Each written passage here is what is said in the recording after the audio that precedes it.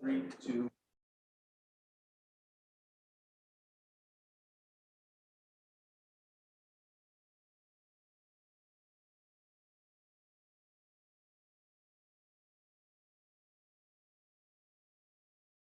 There are no additions.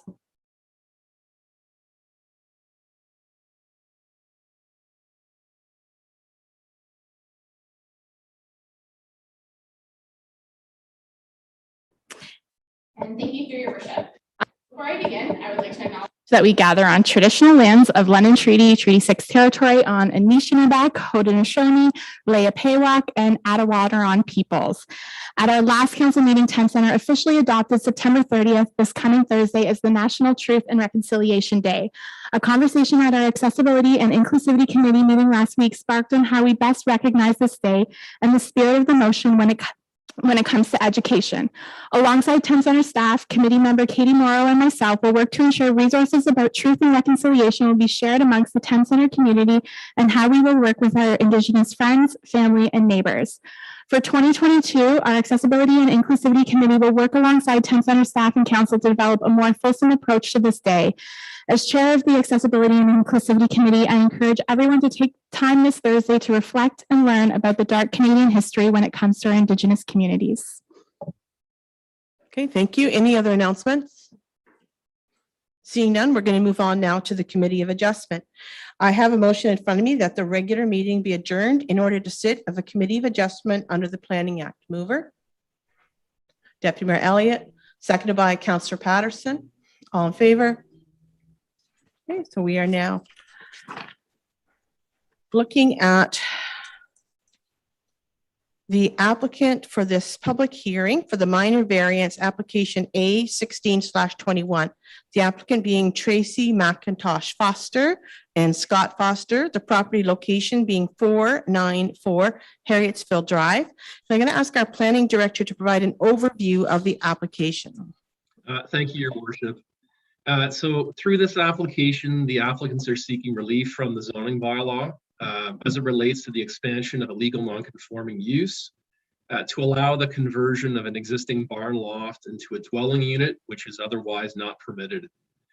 The subject property, it's a 100-acre farm located on the north side of Harrietsville Drive and east of Westchester Bourne.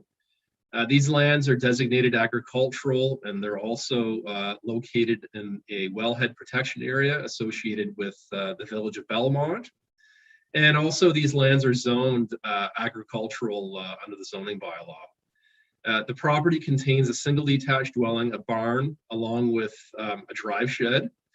And the applicants are proposing to convert the barn loft into a 2,800 square foot dwelling unit, while the ground floor of the barn would remain for storage and workshop purposes. The property previously contained 2 single detached dwellings that were historically grandfathered and considered legal non-conforming, as the current zoning bylaw restricts the number of single detached dwellings to a maximum of 1. The applicants were advised by former staff that one of the dwellings needed to be demolished prior to the conversion of the loft of the existing barn into an additional dwelling unit being permitted. The rationale for this advice, as we understand it, was that two dwelling units were permitted as legal non-conforming uses.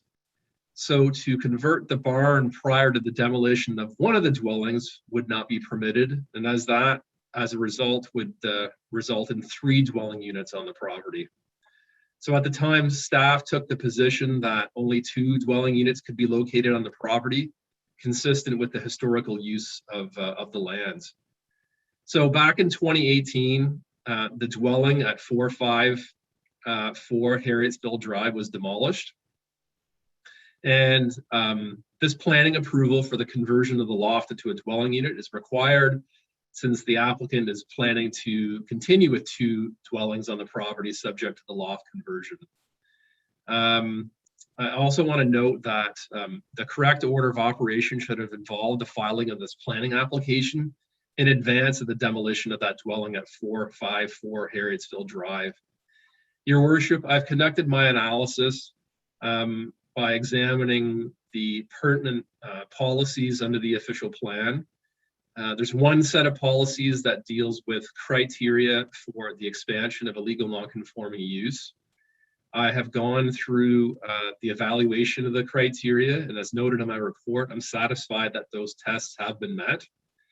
The second set of tests that must be met, as outlined in the official plan, is the 4 tests under the Planning Act.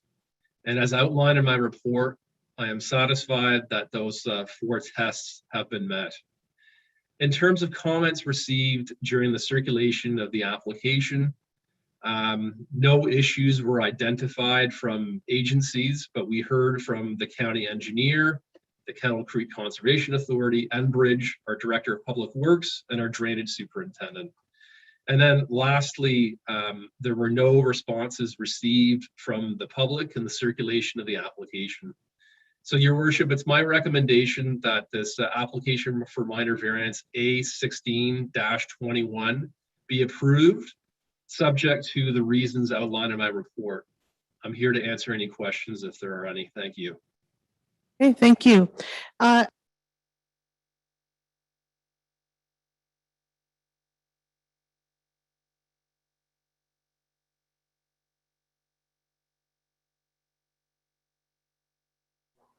Your Worship, Tracy and Scott Foster.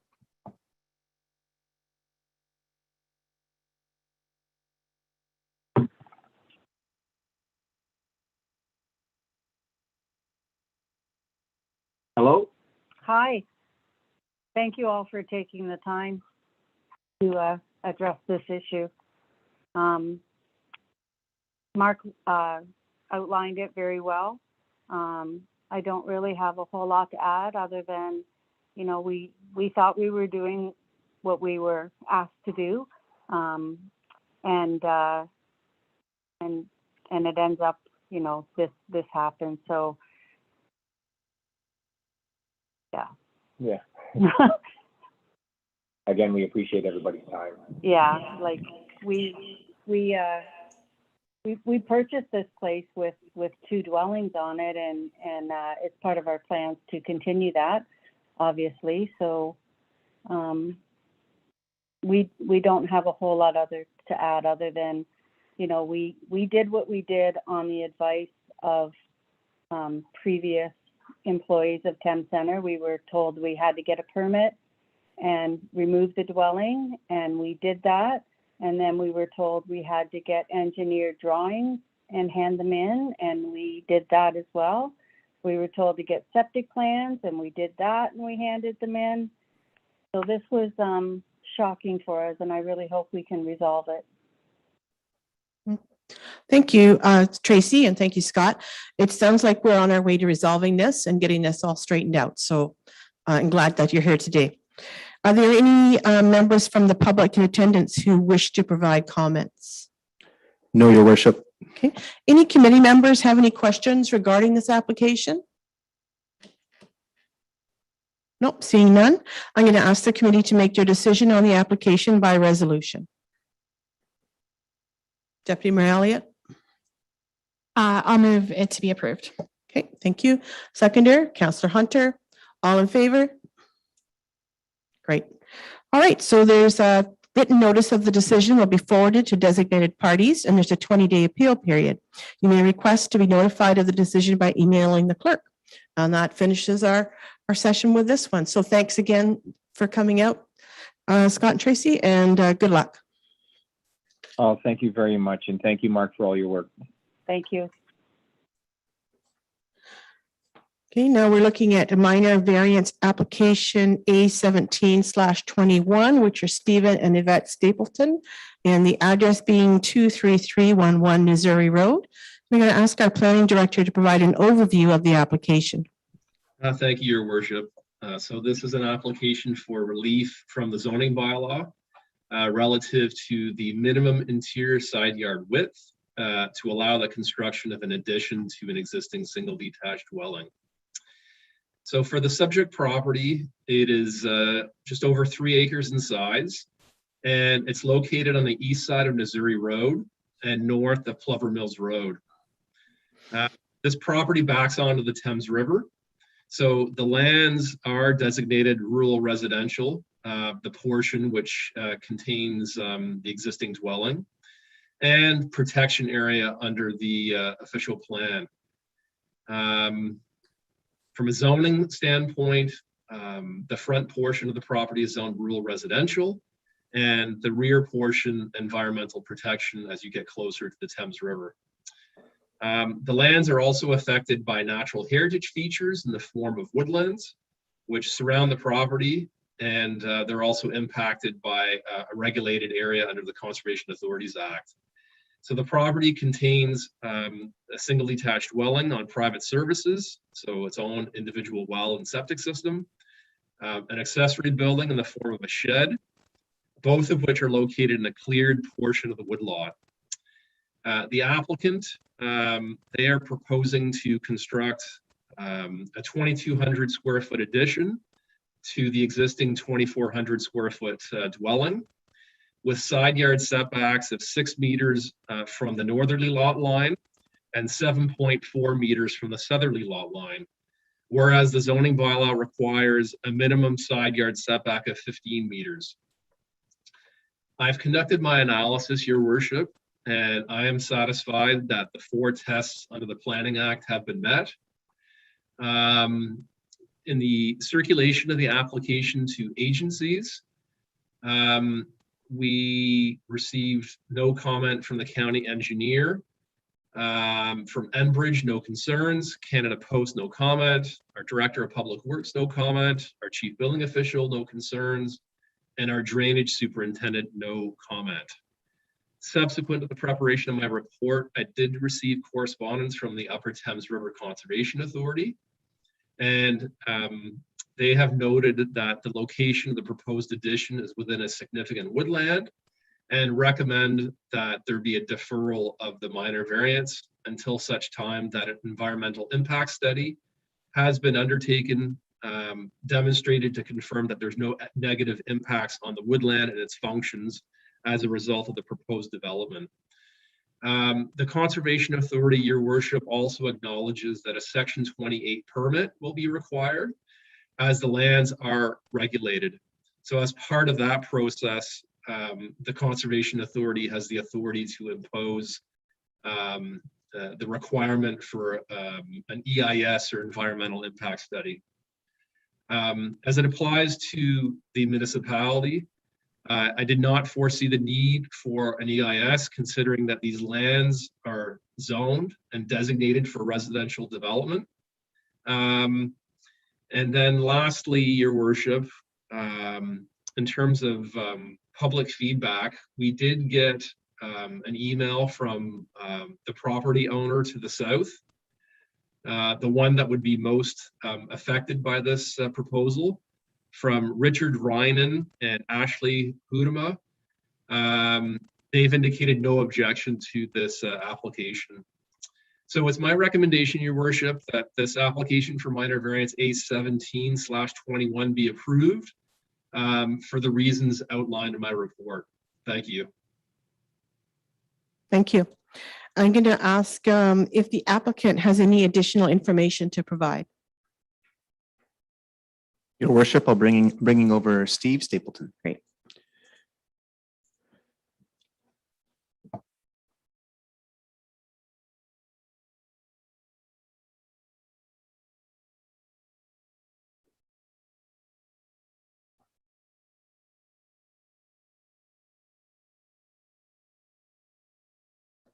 Sorry, I was muted.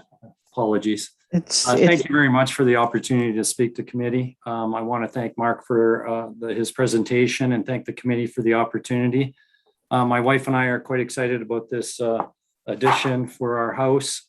We would ask that the committee endorse the staff recommendation, as we believe that it does also meet the 4 tests under the Planning Act. As with regard to the Upper Thames Conservation Authority, we are aware that we will require a permit and are accepting of that condition to undertake the environmental assessment with regard to the impacts of the dwelling on the abutting lands. I would add that the RR zone, the rural residential, is for the entire property and would include the areas that are subject to this addition. And I would have brought some photos, but I didn't see a necessity. Most of this area that is subject to the addition is currently lawn. There'd be a loss of about 3 or 4 trees, 2 of which are diseased right now. And we're going to have to look after that. I would also add that the county tree cutting bylaw would allow me to cut all those trees if required or desired for my own personal use. So we do acknowledge Upper Thames has a process that I will require a permit. However, we would ask for the endorsement of the minor variance so we could continue that process and finalize drawings and such so that we can get on with the construction of the dwelling. I thank you all. Thank you. So it sounds like a little less grass to cut. Yes, it does. Yes. Okay. Thank you. So are there any members from the public in attendance who wish to provide comment? No, Your Worship. Okay, moving on. Any committee members have any questions regarding this application? Seeing none, I'm going to ask the committee to make their decision on the application by resolution. Councillor Hunter? I would move the recommendation of the planner. Okay, and seconded by Deputy Mayor Elliott. All in favor? Okay. Going to say that there's a written notice of the decision. It'll be forwarded to designated parties, and there's a 20-day appeal period. You may request to be notified of the decision by emailing the clerk. Okay, so now I'm going to ask for a resolution to adjourn in order to reconvene as a public meeting under the Planning Act. Councillor Hunter, seconded by Councillor Patterson. All in favor? Okay. So now we have public consent application B13/21 and B14/21. And the purpose of this public meeting is to consider applications for consent and zoning bylaw amendment as submitted by the applicant, Carl and Marion Hearn, agent being Stuart Finlater, and the property location being 1817 Crampton Drive. At this time, I'd like to ask the planning director to provide an overview of the applications and planning recommendations. Thank you, Your Worship. So the purpose of the consent applications is to allow the disposal of a dwelling surplus to a farming operation as a result of a pending farm consolidation, and also to create a right-of-way easement to facilitate a shared access. The purpose of the rezoning application is to rezone the balance of the farm to prohibit any new residential use. The subject property, it is a 60-acre farm situated on the south side of Crampton Drive at Brady Road. The northerly part of the farm contains wetland features located within a significant woodland known as the Hearns Wetland Complex, which is designated as a provincially significant wetland. So beyond that natural heritage feature lies a cluster of buildings, which includes a single detached dwelling serviced by a well and septic system, and a detached garage. Access to the farm is limited to a single driveway extending approximately over 900 feet from Crampton Drive through the woodlot to the cluster of buildings and beyond that to the edge of the farm field. According to the official plan and zoning bylaw, the lands are designated agricultural, environmental area, and protection area, and zoned agricultural, wetland, and environmental protection. So in terms of the consent applications, so B13 is the one that proposes to convey a parcel of land having a frontage of approximately 271 meters along Crampton Drive and an area of approximately 14 acres to dispose of a resident surplus to a farming operation. Kavanagh Farms Limited has a formal offer to purchase the subject farm, conditional on the existing residents being conveyed on a separate parcel of land. The lands to be conveyed, they contain the dwelling and detached garage. And in terms of the lands to be retained, They would have a frontage of approximately 30.5 meters along Crampton Drive and an area of approximately 46.5 acres, thereby fragmenting the natural heritage feature located in the northerly part of the farm. The second consent proposes the establishment of that right-of-way easement to facilitate a shared access. The easement limits would have a frontage of approximately 9 meters along Crampton Drive, a depth of approximately 285 meters, and an area of about 0.26 hectares. These lands are to accommodate an easement in favor of the owner of the balance of the farm to allow a shared access between the farm and the residential use. And then lastly, the applicant is proposing the zone change to rezone the balance of the farm to a site-specific A-45 agricultural zone to prohibit any new residential use from being constructed consistent with provincial policy.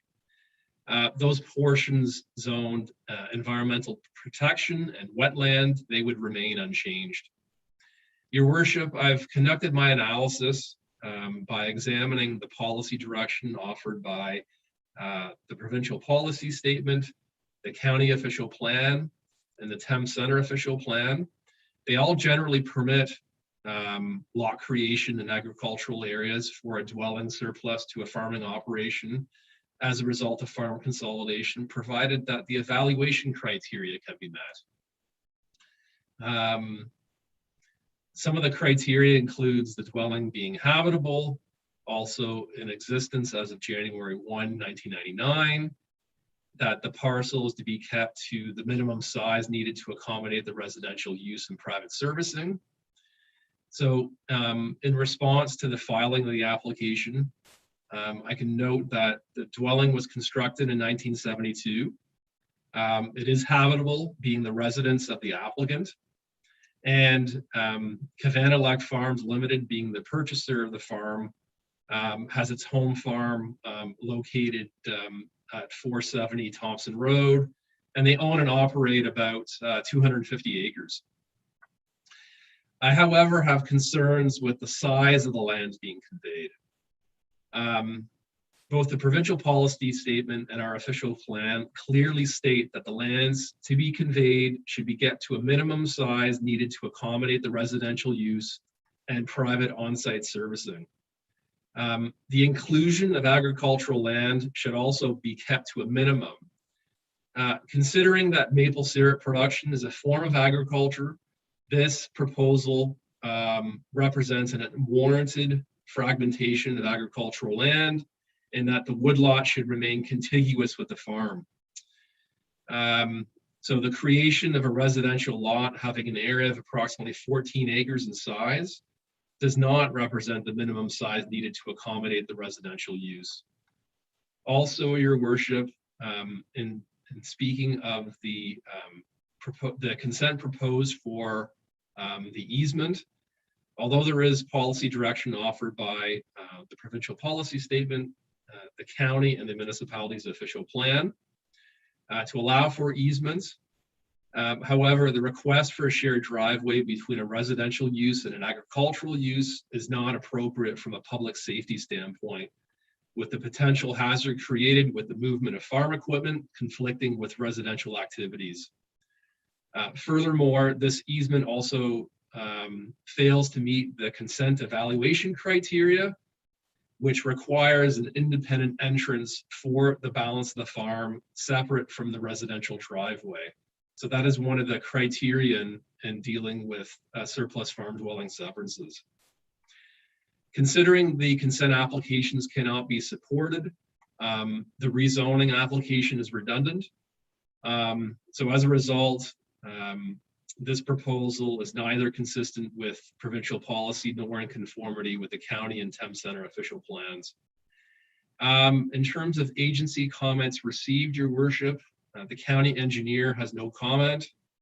The Kettle Creek Conservation Authority, they have noted that prior to any development, a permit under Section 28 of the Conservation Authorities Act shall be required. They also note that the proposed severance would result in the creation of a new lot where its frontage and portions of land are within an environmental feature that should be evaluated and assessed prior to consideration based on the natural heritage policies of the provincial policy statement, which requires an environmental impact study to evaluate the ecological function of the feature. And it has been demonstrated that there's no negative impacts on the natural features or their ecological functions. From Hydro One, they have no comment, no concerns from Enbridge. Our drainage superintendent has noted that multiple drainage reassessments will be required. Our chief building official notes that confirmation is required that the potable water supply and septic system are wholly contained in the lot to be conveyed. Our director of public works has noted that from a public safety standpoint, a separate access off Crampton Drive must be maintained for both properties, consistent with the Thames Center official plan. And then lastly, subsequent to the release of my report, Your Worship, I did receive a letter this afternoon from the Middlesex Federation of Agriculture that was addressed to all members of council, expressing concerns that this proposal does not meet the planning framework and should therefore be denied. And lastly, Your Worship, in the circulation of the application to the public, we did receive an email submission from an Arilla Ripley. She expressed concern over this proposal and that we need to take care of our environment. Negative impacts on severing the woodlot would encourage major water runoff and eliminate wildlife habitat. Without protecting these features, future generations are being endangered. So in closing, Your Worship, as outlined in my report, my recommendation is that the consent applications be denied for the reasons mentioned in my report, and also that the zoning bylaw amendment also be denied. I'm here to answer any questions, should there be any. Thank you. Okay, any questions for the planner? Okay, so now I'm going to ask if the applicant or the agent have any additional information to provide. Your Worship, Annalie Barodeau with legal representation, Carl Hearn, applicant, and Agent Stuart Finlander. Okay, welcome everyone. I think Alan's letting you in now.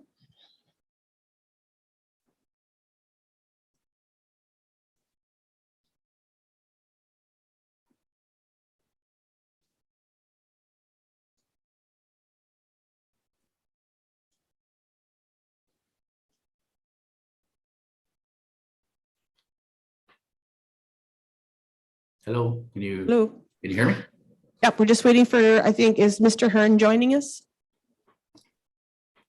He is supposed to be. Okay, we haven't got him on the screen yet, so we're just waiting for everybody to Okay. come up.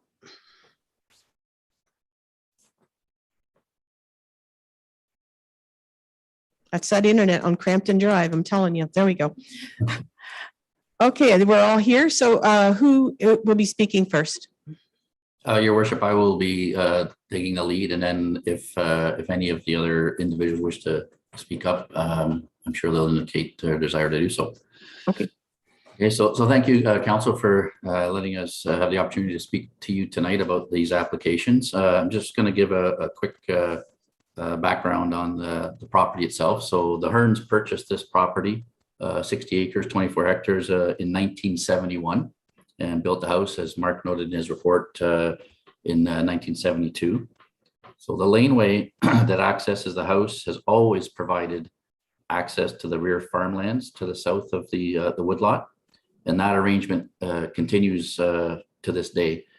Mr. Thompson from Cavanlake Farms has rented the lands from Mr. Hearn for over 19 years now, and now has submitted a written offer of purchase and sale for the entire property, as Mark noted in his report.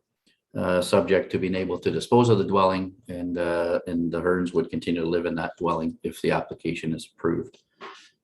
There are no plans to change the arrangement for access to the farmland.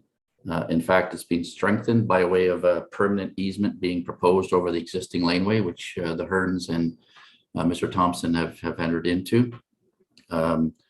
Mr. Bancroft provided a good overview of what's being asked for, so I'll not go over that again in any detail, other than to say we realize that this proposed lot is larger than you would normally deal with in a disposal of a surplus farm dwelling situation, but in our opinion, there are unique circumstances that warrant the size that's being requested, and we don't feel it is inconsistent with the PPS. So I'll just quickly go over my review of the planning framework and how I arrived at my conclusions, which are somewhat different than Mr. Bancroft's. So as far as the provincial policy statement, as Mr. Bancroft indicated, there's a section in there, 2.3.4.1, that deals with residences surplus to a farm operation as a result of a farm consolidation. It does indicate that the new lot shall be limited to a minimum size needed to accommodate the use and appropriate sewage and water services, and that the planning authority ensures that new residential dwellings are prohibited on any farm parcel created by the severance. Now, in our opinion, given the dependency on the pond, so the pond that's to the south of the dwelling provides geothermal heating to the dwelling, and it's associated also with a wetland feature on the east edge of the woodlot. And it's critical that those lands are kept together with the surplus dwelling so that that pond remains intact and allows the Hearns to continue to use the geothermal heating system for their dwelling. The Hearns over the years have been involved in many environmental programs over the past 25 years to ensure that the woodlot and wetlands within it are protected and enhanced where possible. To have those lands under separate ownerships could jeopardize that commitment and the pond that they require for their dwelling heating system. So in preparing for this meeting tonight, Annalie Baruti, the Hearns solicitor, did some research and did find an Ontario Municipal Board decision, which we provided the information to Mr. Bancroft. It's we feel it's very similar to what we're asking council and the committee to approve tonight. And it was I'll briefly just go over the basics of it. So it was a township of Essa in Simcoe County in 2015. The lower tier, township of Essa, approved an application. So in short, the applicant was seeking to consent to sever a surplus farm dwelling. The retained lot with the dwelling was proposed to be 6.5 hectares in size. So a hectare larger than what we're looking at here tonight. And that large size was due to two factors. One, to maintain an existing water line. And in our view, we're looking at the pond that is geothermal heating system for the Hearns house and the associated wetland. We feel that that's necessary to keep with the house as part of this surplus farm dwelling severance. And the second issue in that case was to include valley and wetland areas that could not be used for agriculture and were protected natural heritage features. In our view, that's very similar to what the situation is here with the woodlot and the wetlands. And so the county argued in the Simcoe County case that the size of the retained parcel was contrary to the PPS, as it was not of a minimum size to accommodate the use. The tribunal, back then was called the OMB, made some helpful statements about the origin and intention of the PPS policy. The tribunal found that this section of the PPS is not prohibitive, does not prescribe a maximum size, lot size, and should be open to interpretation. The tribunal confirmed that the main intent behind this policy is to protect agricultural land. We're not taking any agricultural land out of production, and I'll go over that in a few minutes. Just should note that this case involved the 2014 PPS, but the 2020 PPS contains identical wording as to what I just reviewed. So in the end, the tribunal granted the severance, finding that the size and configuration of the lot was appropriate for a rural area, that provincial interests were maintained, environmental features would be appropriately protected, and the provisions of the official plan had been addressed. The tribunal found that the size of the lot and the areas to be included must be considered in the context of the land's features, the existing and potential uses, and the capabilities of the lands.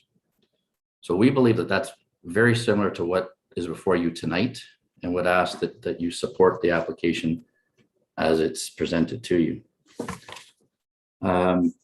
So that, in my opinion, addresses the PPS issues. As far as the County of Middlesex official plan goes, the only reference to severing residents of surplus to a farming operation as a result of a farm consolidation is found. It basically states, in order to protect the agricultural area for agricultural uses, the following policy shall apply. And it simply says consent to sever a resident's surplus to a farming operation as a result of a farm consolidation may be permitted, provided the residence was built prior to January 1, 1999, which is the case here, and provided that new residential dwellings are prohibited on any vacant remnant parcel of farmland created by the severance. There's no reference to size, there's no reference to servicing in the county plan.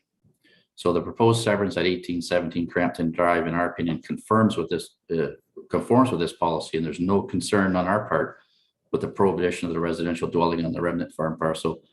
We have already, in fact, as you know, filed that application to rezone the rear portion of the land so that no dwelling can be put on those in the future.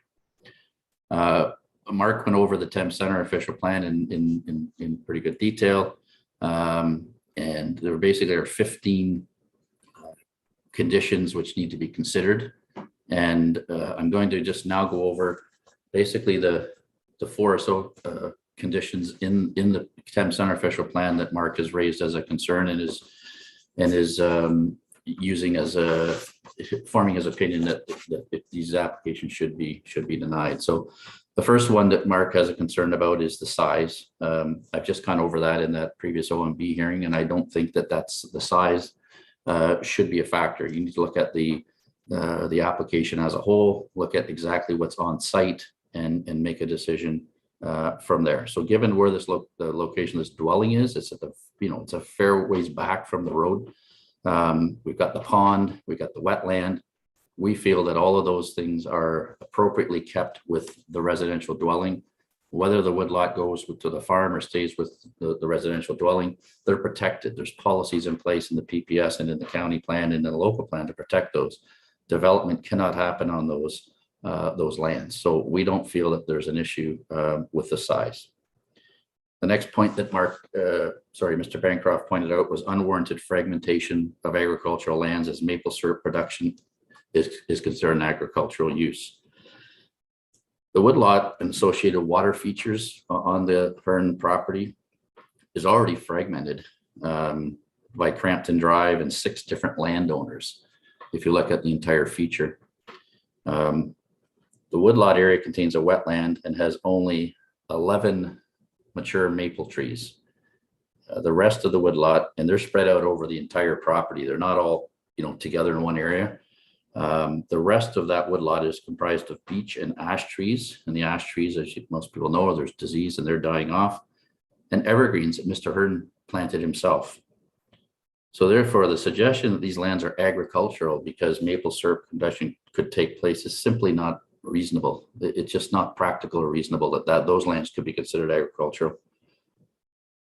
In addition to that, the Thames Center official plan says the municipality will have regard to the need to discourage the unwarranted fragmentation of farmland. So even if you consider these farmlands, it doesn't prohibit it. You just have to have regard for it.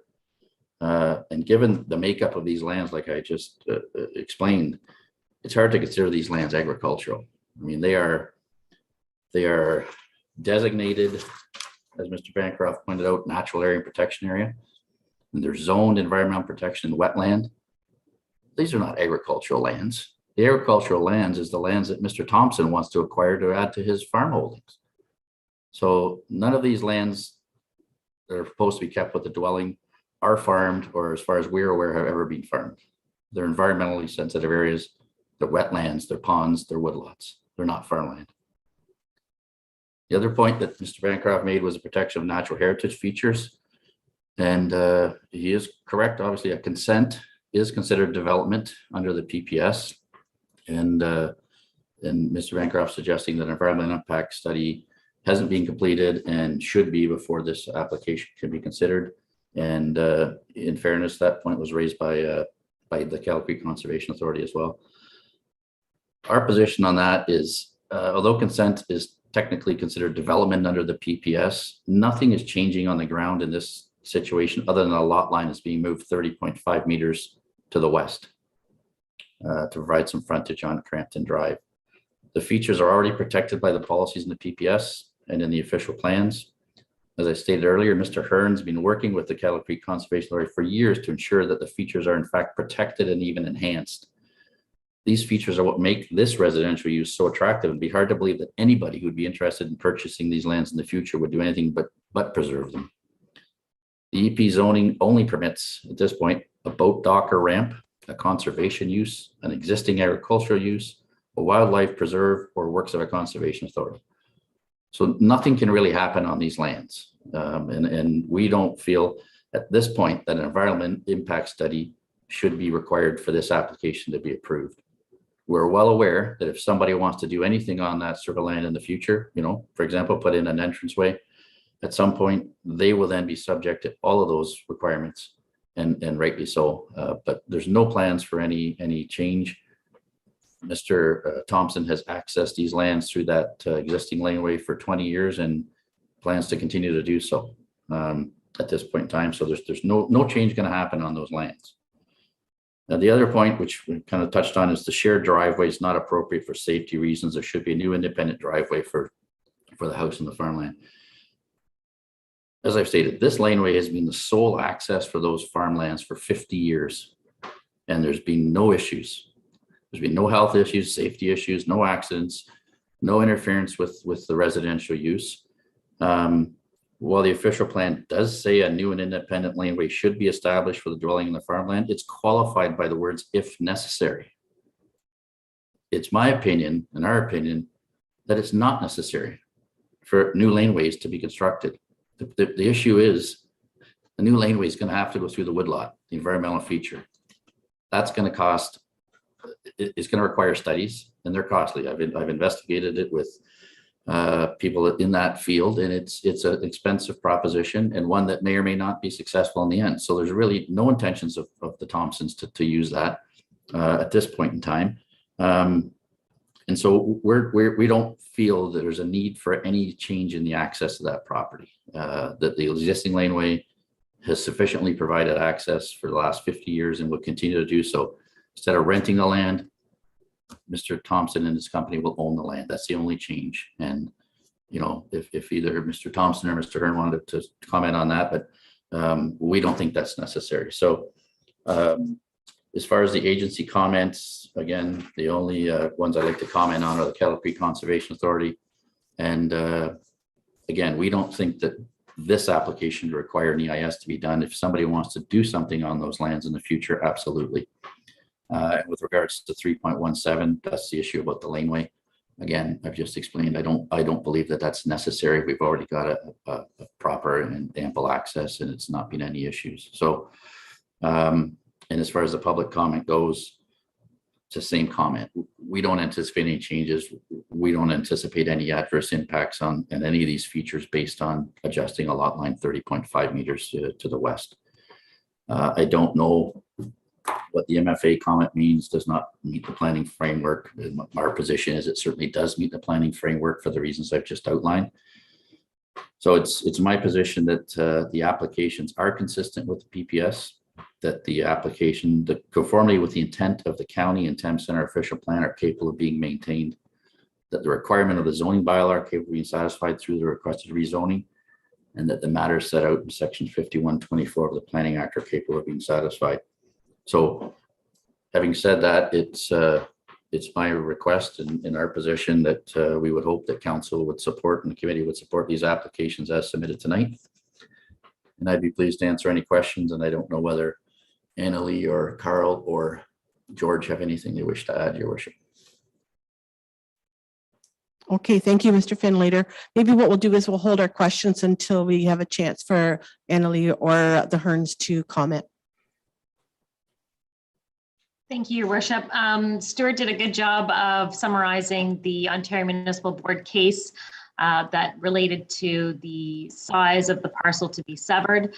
So I would just echo his comments that it's very contextual. There's nothing in the PPS that prescribes a minimum size or that prohibits really any size in terms of how big the severed parcel can be. And you have to look at what use is being made of the land and all of those contextual factors that Stuart went over. So I won't reiterate all of that, but I'm certainly happy to answer any more specific questions if they're related to that aspect. Okay, thank you. Carl or Marion, do you have anything to add before we turn over to questions?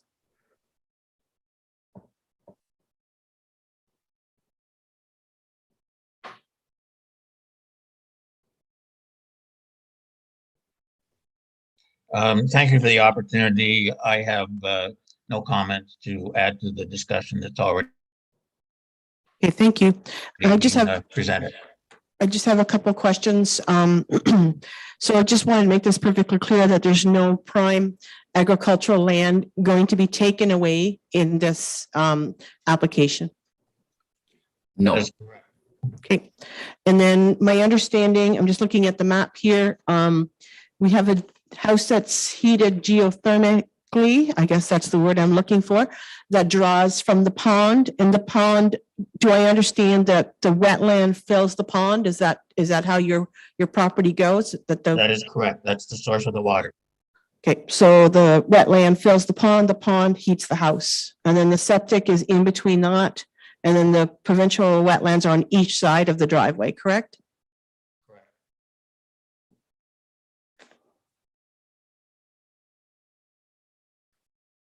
Yep. Did you, I don't know if did you hear, I just asked if the provincial wetlands are on each side of the driveway, is that correct? Yes, they are on both sides of the driveway. Okay. Council, any questions before we comments? Councillor Patterson? Just, are there any members of the public that wish to ask a question? Because normally we do that first. Yes, you're right. Sorry about that. But we can also ask questions and comments to the planner or the lawyer or the Hearns at this time.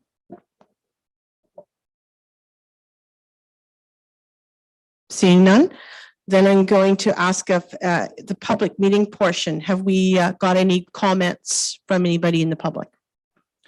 Your worship, we have George Thompson in the room, and we may wish to reference him. Okay, go ahead.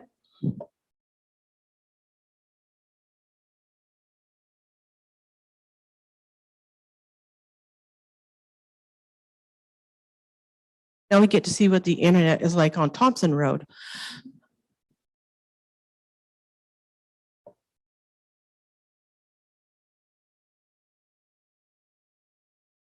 George? Unmute yourself, okay?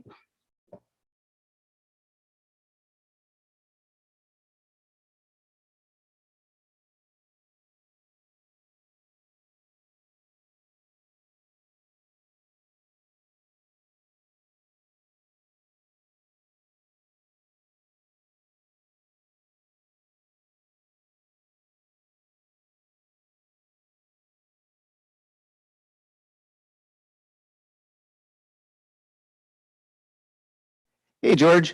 One thing that's going on there is you're currently muted, but you might not have your computer set up to the right microphone. So can you, that's good. And can you say something, George? Okay, so basically in the bottom left-hand corner, if you take your mouse down there, there's a little thing that says mute or unmute. There's a little triangle beside it. When you click on that, you might get a list of microphones. You want to select whatever one's not selected right now.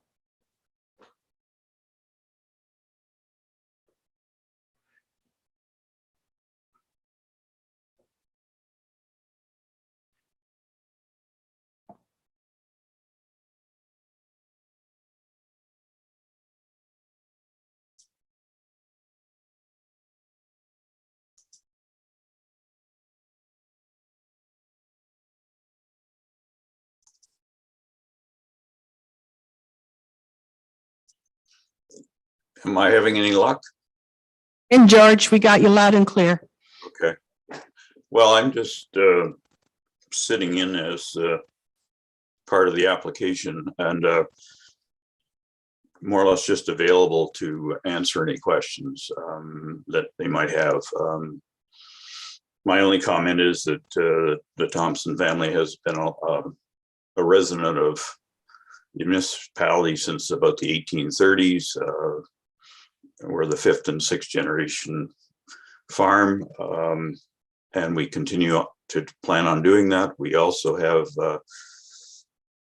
a fairly large land base on Thompson Drive, comprising of just over 600 acres, and which includes some environmentally significant and provincially significant wetlands that we try to maintain and enhance. And so owning part of this fragmented property on Crampton Drive is something that we believe that fits with our farming operation.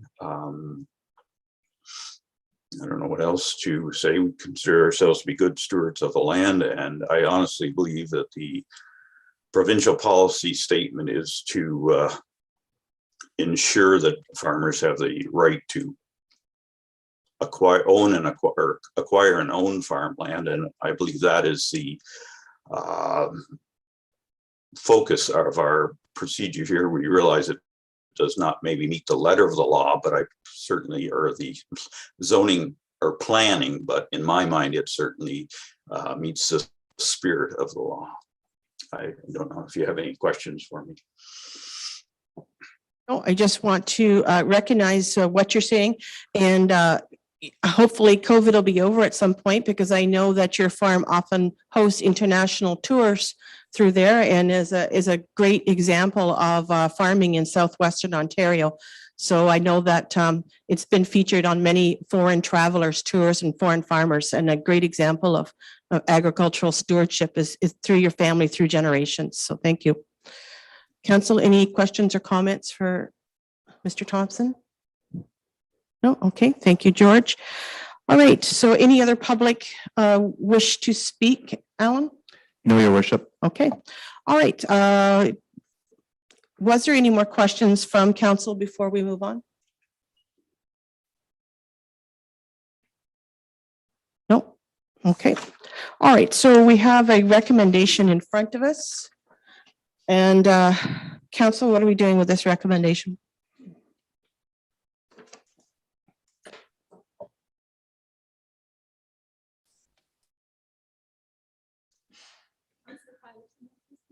Mr. Patterson, sorry, do you have a question?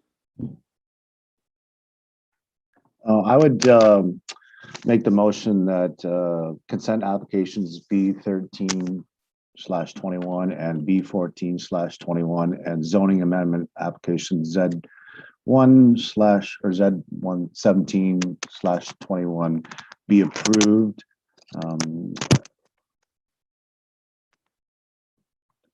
Applied for by Carl and Marion Hearn, the applicants, at 1817 Crampton Drive.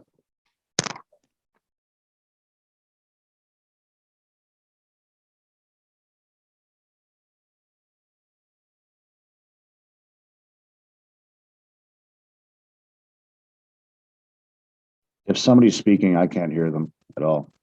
What? I need to turn my microphone on. Then you can hear me loud and clear. I'm saying that we have two decisions. We start with the consents B13/21 and B14/21. So that has to be done separately from the zoning recommendation. So I'm just going to clarify, Councillor Patterson, that you are proposing to move ahead with this.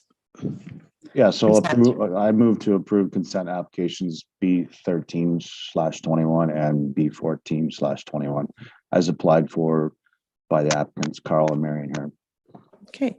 Do we have a seconder for that?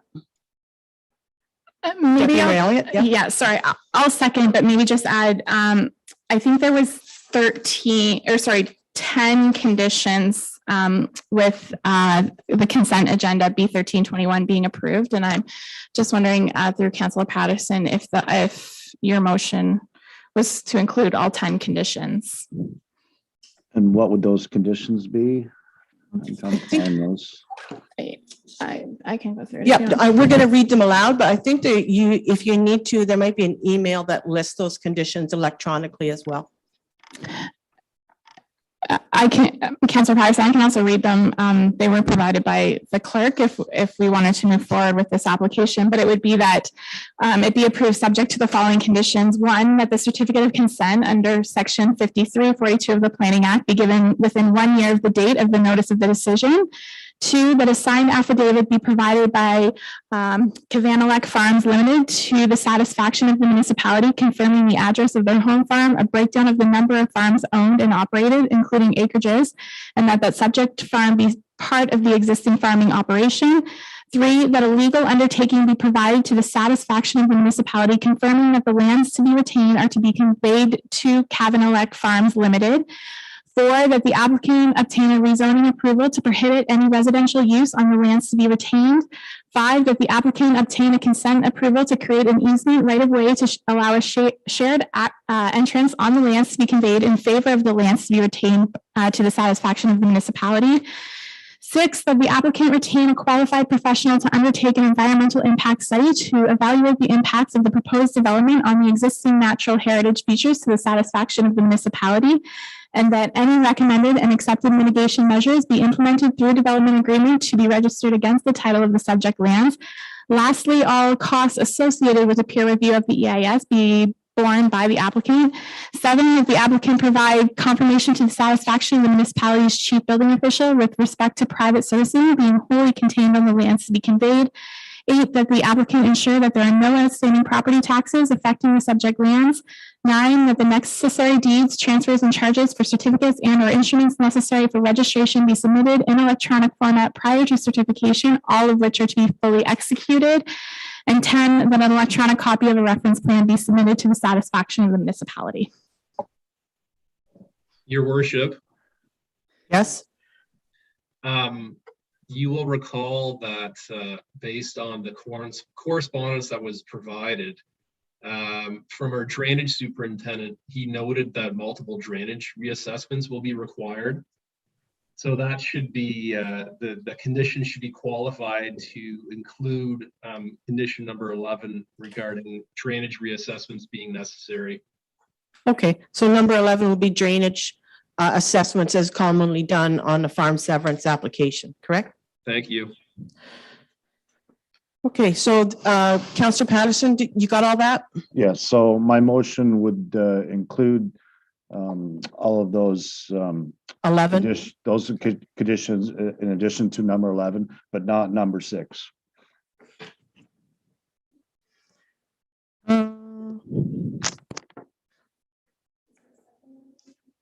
Yeah, Kelly had seconded. Yep. No. Just a second, Chris, we're just going through this. That would have to be a friendly amendment because we had a seconder for the original The proposal. original one without conditions. Yeah. So we just have to go back.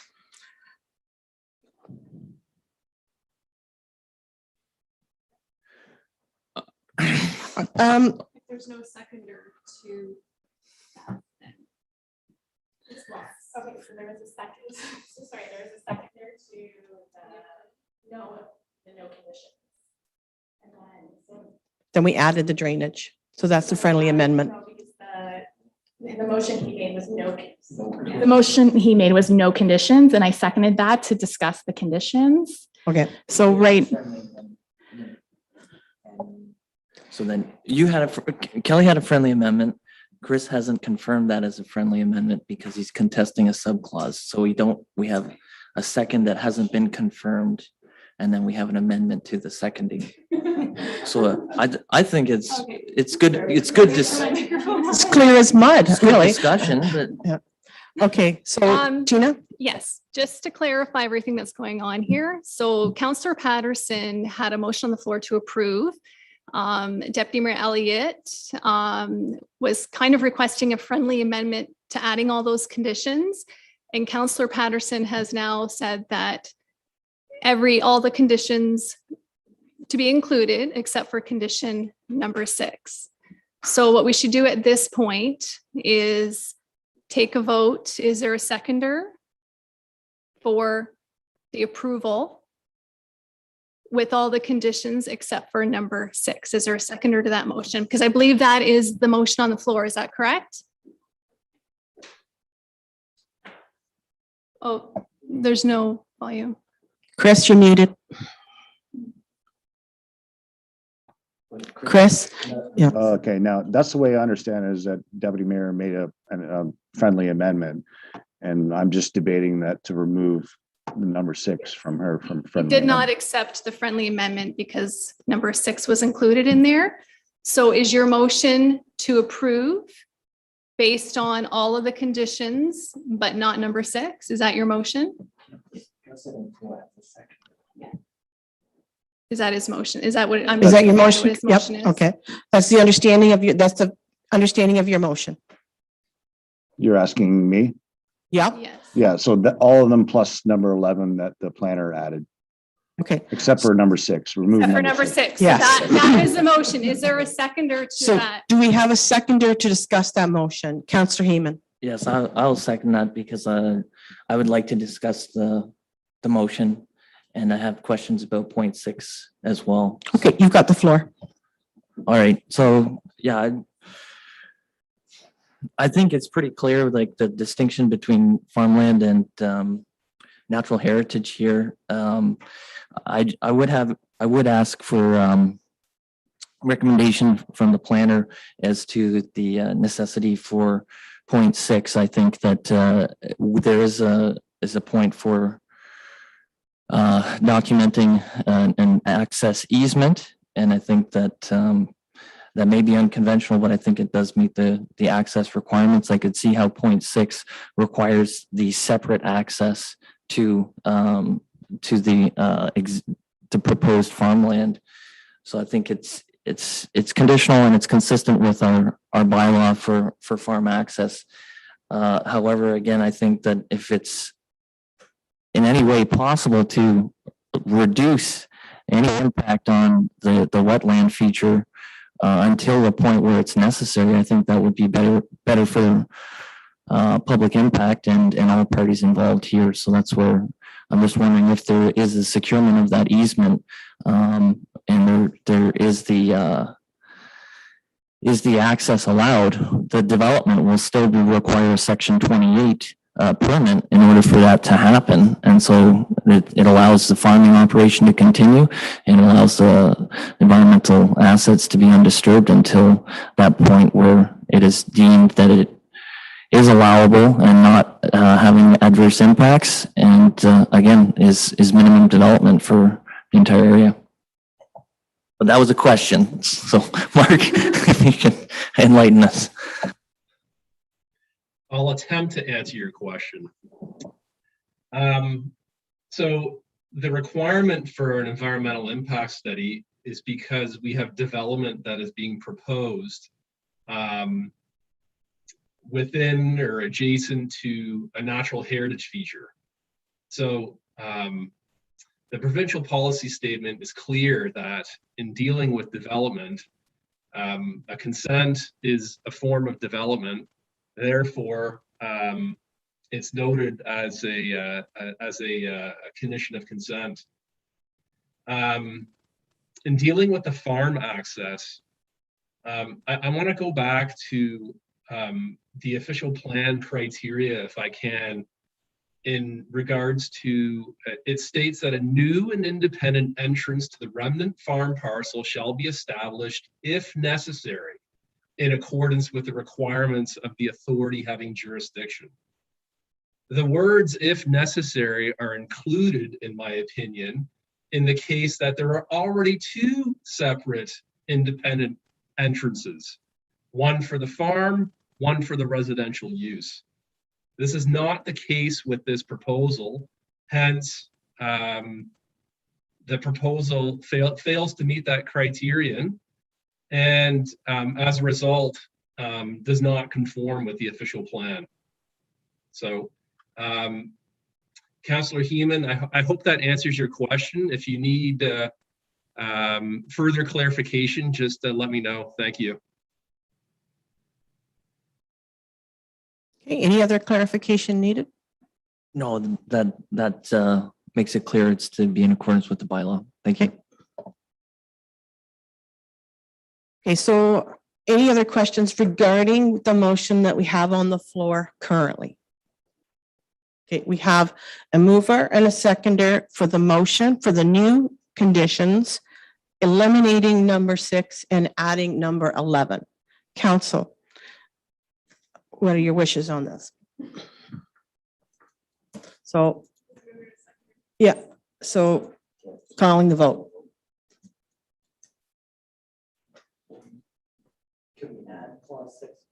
Yeah, we have to make a new motion if this motion fails. Okay, so I'm gonna put it back to you, Chris, and then I'm going to ask for move to amend to add number 6 back. Is there a second? Yeah, Deputy Mayor Elliott seconded to put 6 back in, just so we're all clear. Take a vote on that. And we're going to take a vote on the way the conditions are presented, including number 6 and including the drainage of number 11. So Councillor Hunter, you're seconding that? Oh, okay, seconder, okay, got it. So now we're in. Excellent, here we are. All in favor?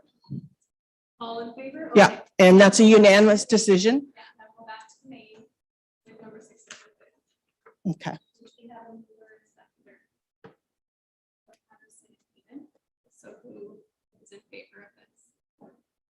So essentially it's the same question. Yeah. Yeah, just call- We yeah, are just doing call the an amending question. motion to the main one. Okay. This is the main with the Okay, so Deputy Mayor Elliott, we're all in favor? Yeah. Yep, okay, in favor of this one, Chris? Good. All right, well, that was fun. And now we have the zoning. So now we have a zoning recommendation, which I'm just going to find. So that the application for zoning bylaw amendment Z 1721 filed by Stuart Finlater.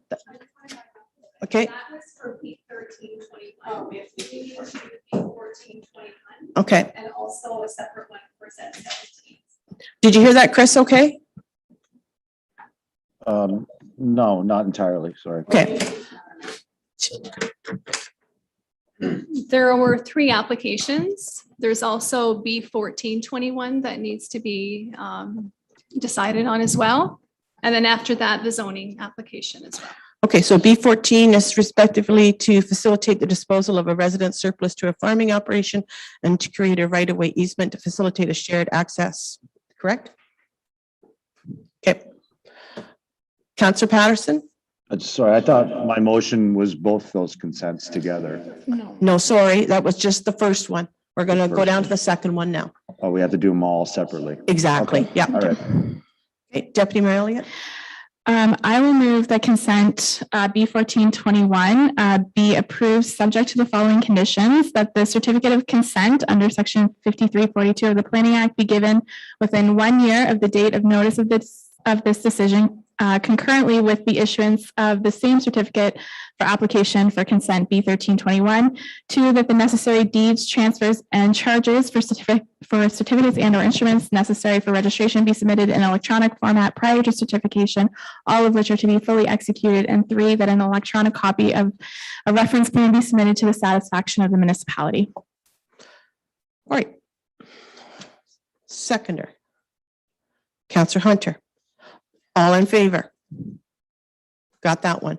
So now we're going to Z 1721, and that would be the application for zoning bylaw amendment filed by Stuart Finlater on behalf of Carl Marion Hearn for lands legally described as part of Lot 15 Concession 4. So this one, we're making this to be approved. Is that what we're doing here? Yep. Councillor Patterson? I would make the motion to approve Okay. that zoning bylaw amendment. Thank you. Seconder? Deputy Mayor Elliott? All in favor? Oh, that's very good. Once we get off path, council, sometimes it's a little hard to get back on, but here we are. Thank you, and that should take care of that, and we'll be moving on to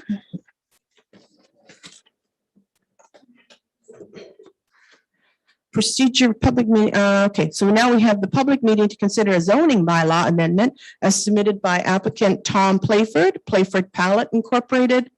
the agent being Stuart Finlater, and the property location 1274 Shaw Road. All right, so I think we can say goodbye and good night to Mr. and Mrs. Hearn and Mr. Thompson and Annalee. And I think Stuart, you get to stay on. You're a frequent flyer.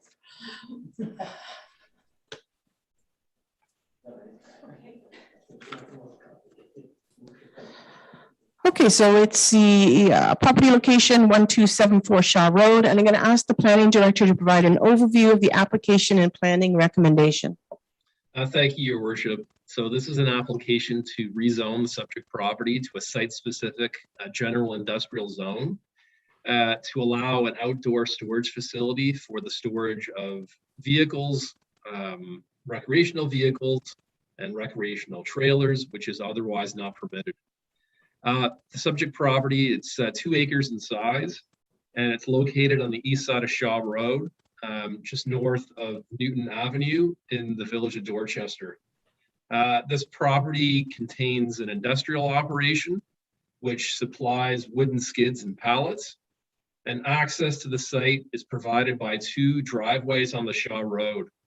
These lands are also privately serviced with its own well and septic system. The applicant is proposing a fenced and locked outdoor self-storage yard to accommodate motor vehicle storage. And he's also proposing a contractor's yard, which is permitted under existing zoning. The lands are designated settlement industrial under the official plan, and they're also zoned for industrial purposes. I've conducted my analysis, Your Worship, and the province through the provincial policy statement and the county official plan. They do support a wide range of industrial and employment uses within designated settlement areas. And of course, these lands are situated within the designated settlement area of Dorchester. Under the Thames Centre official plan, the settlement industrial designation provides for a wide range of industrial and employment uses. And the proposed use would ensure that the function of this designation is maintained, in that the applicant is also proposing a contractor's yard. Furthermore, our official plan outlines a list of criteria that should be satisfied prior to the approval of a zoning bylaw amendment. And I'm satisfied, Your Worship, that that criteria has been met, or it's capable of being met, provided that the lands are subject to site plan approval. So based on the foregoing, I'm satisfied that this proposal is consistent with provincial policy and conforms with the county and Thames Centre official plans. In terms of agency comments received, the county engineer notes no comment on the rezoning. However, he would have comment on the site plan approval process. Similarly, the chief building official, no comment on the rezoning. However, he has noted some items to be addressed through site plan approval. No concerns or comment from Enbridge or Director of Public Works or a drainage superintendent. Also, no responses have been received in the circulation of the application to the public. So it's my recommendation, Your Worship, that the application for zoning bylaw amendment Z16/21 be approved in principle, and that I be directed to prepare the necessary bylaw amendment for council's consideration at the next regular meeting, limited to first and second reading of the bylaw, with third and final reading provided once site plan approval has been obtained. That is my recommendation, Your Worship. I'm here to answer any questions. Thank you. Okay, thank you. Any questions for Mr. Bancroft? Okay, so now I'm going to ask the applicant or the agent if there's any additional information to provide. No, Your Worship. I've read Mr. Bancroft's report, and we're satisfied with the recommendations and are agreeable, and know that we are going to have to enter into a site plan agreement with the municipality before the final third reading will be given to the rezoning. I'm not sure if Mr. Fisher is on the line or not, but I think he was going to sit in on it. So I don't know if he's got anything he wishes to add, but I did talk to him this afternoon, provided him a copy of this report, and he was satisfied with that. So I don't have anything else to add unless there's any questions. Okay, any questions for Mr. Finlater? Nope, seeing none. So now, Alan, are there any members from the public in attendance? Is Mr. Fisher here? No, your worship. Okay, and no other members? No, your worship. Any council members have any comments or questions? Anybody looking for storage? Now, I was going to ask that the public meeting portion for this application has been completed. I'm going to ask council to make their decision on the application by resolution, considering all comments received. Councillor Hunter, I would make the motion to approve the recommendations of the planner. thank you. Seconder, Deputy Mayor Elliott, all in favor? Okay, so there's written notice, the decision will be forwarded to designated parties, and there's a 20-day appeal period from the date of decision. You may request to be notified of the decision by emailing the clerk. Okay, thank you.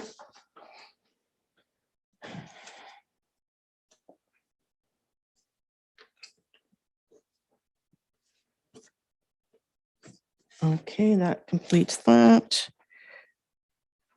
And now we're moving on to applications for draft plan of subdivision 39T TC 1903, official plan amendment 021, and zoning amendment Z19, Sifton Properties Limited, owner Monteith Brown, owner is Sifton Properties. Monteith Brown Planning Consultants are the agent. Location being the east side of Dorchester Road and south of Byron Avenue. So now we have the procedure for the public meeting, and I'm going to advise the following. The purpose of this public meeting tonight is to obtain feedback from the public and the Director of Planning and Development, and will provide a subsequent report evaluating the said applications with a recommendation for council's consideration at a future meeting. Any written feedback that has been received will be considered by council when making a decision. The County of Middlesex is the approval agency for plans of subdivision, and the municipality conducts a statutory public meeting required by the Planning Act for consideration of a plan of subdivision. So this is for anybody that's listening in and wishes to comment. To assist with the meeting process tonight, there is a 5-minute limit on time on any questions, comments, or concerns. We encourage you only to participate in speaking tonight if you have new additional information not already addressed. A link to the YouTube broadcast was sent to all registered participants an hour before the meeting. If you are participating, you'll be brought in from the Zoom attendees section and given an opportunity to provide your information. It is then requested that you use the link to the YouTube broadcast that was attached to the email sent an hour before the meeting. In the event your questions have all been resolved, it's requested that you leave the Zoom meeting and instead view the meeting through the YouTube broadcast, as being in the attendees section is considered a request to speak. Planning staff are also available to answer any questions you may have during our normal office hours. So this is not the only chance you have. You can phone in or talk to our planner during the office hours. Anyone who is registered for this meeting or sent comments requesting a decision will be emailed a decision. So now I'm going to advise that the purpose of this public meeting is to consider application as submitted by the owner, Sifton Properties Limited, the applicant, Monteith Brown Planning Consultants. Again, the location is east side of Dorchester Road and the south side of Byron Avenue. And at this time, I'm going to ask Mr. Bancroft to provide an overview of the application. Thank you, Your Worship. So the purpose of my presentation is to provide council and members of the public with background information regarding the latest revised proposal. First and foremost, proper notice has been given in accordance with the Planning Act, in that there was a mail out provided to property owners within 120 meters of the subject lands, also to prescribed agencies. A sign was posted on the property. Also, notice was provided on the municipal website. And lastly, all participants who submitted something in writing from the previous iteration were sent out an email with a copy of the latest proposal. So just in terms of background, subject property, just over 50 acres in size. I think by now we're well aware of where it's situated. So under the official plan, The majority of the property is designated residential, which generally permits a wide range of housing types and densities. And then along Dorchester Road, we have lands that are designated General Commercial Special Policy Area 2, which permits commercial uses along with medium density residential uses. We also have a small portion of the subject lands along to the southeast, which are designated protection area and environmental area. I should also note that this property is partly located within a wellhead protection area and subject to the policies of the Thames, Sydenham, and Region Source Protection Plan. Those relevant policies and regulations under the Source Protection Plan are included in the official plan and zoning bylaw. So within this area, it's important to note that these policies and regulations do not preclude generally residential or commercial development opportunities. The lands are zoned future development FD-3. And also there's a small portion to the southeast corner of the lands, which are zoned environmental protection, which prohibits development. In all, council will recall that we went before the public for the first time back in November of 2019, November 25th. And I believe that was pre-COVID. And then the last version, the last iteration was presented back on the 22nd of February, 2021. So now Sifton is proposing a revised submission, which includes an amendment to the Thames Center official plan. The revised proposal, it includes 8 blocks to support residential single detached dwelling development. Also 4 blocks for low and medium density residential development. 3 blocks for medium density residential development, along with 2 mixed use commercial blocks along Dorchester Road.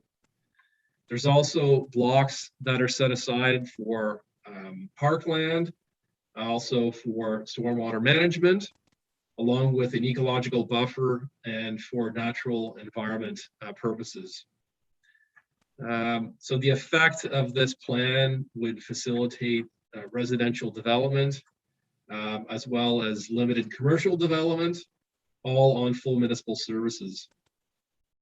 In support of the approach brought forth by Sifton for compound zoning and land use flexibility, Sifton has proposed 3 concept plans, which are attached to my report, which demonstrates how the proposed zoning could be implemented through the developments of 3 particular blocks, blocks 13, 16, and 17.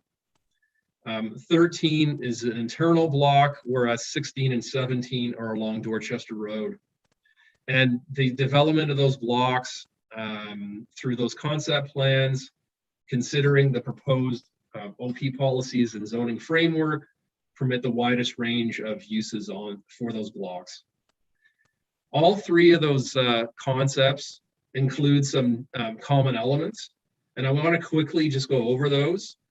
So some of those common elements include single detached dwellings in all of the northern and eastern areas of the subdivision adjacent to existing neighborhoods. Over 1/4 of the subdivision would be developed for single detached dwellings. And blocks 9 to 12 would be for low or medium density residential. We would also have a single-story townhouse dwelling proposed for block 14 to meet the demand for more accessible housing. And the highest density for residential uses would be along Dorchester Road on blocks 16 and 17. Although my report, Your Worship, talks about the various concepts laid out in a table, I'm going to leave that for Mr. McGuffin to summarize on behalf of his client.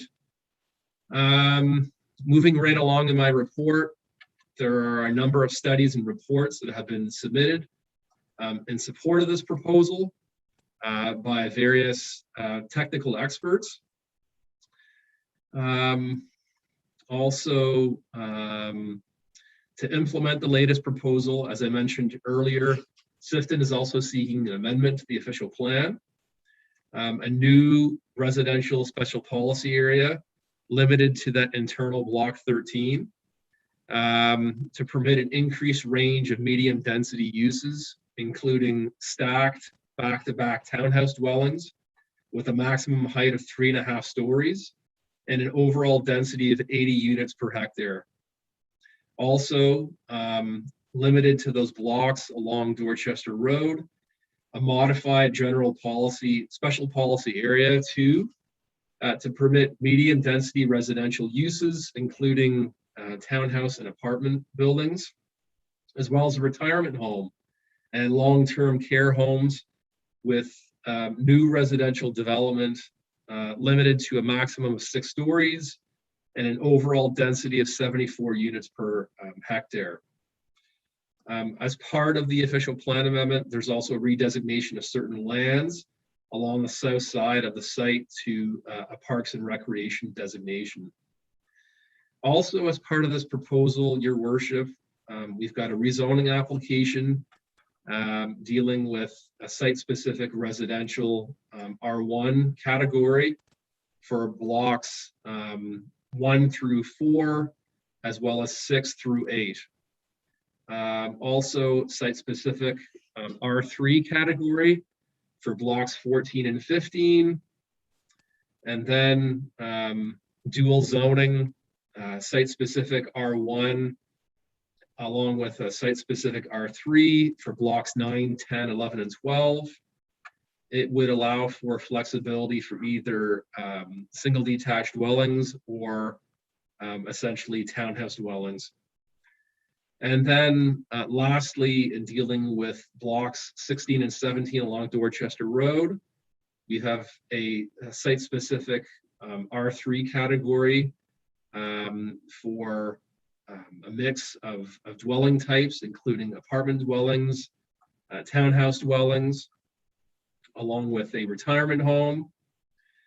And then lastly, as part of that, block 16 and 17 along Dorchester Road, the zoning would allow not only for those medium density residential uses, but also an opportunity for commercial uses through the modified requested GC2 zone, and dealing with medical dental offices.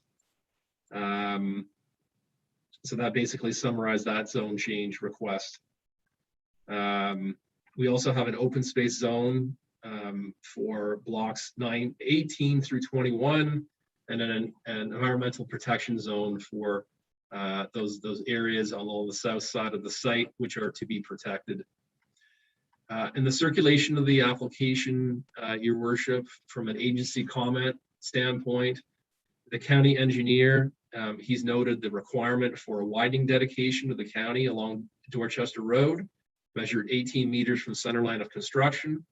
Also the need for a 1-foot reserve to limit access onto the county road to that single access point dealing with Street A. Also that the developer be responsible for construction costs associated with the provision of left and right turn lanes on the county road at that intersection with Street A.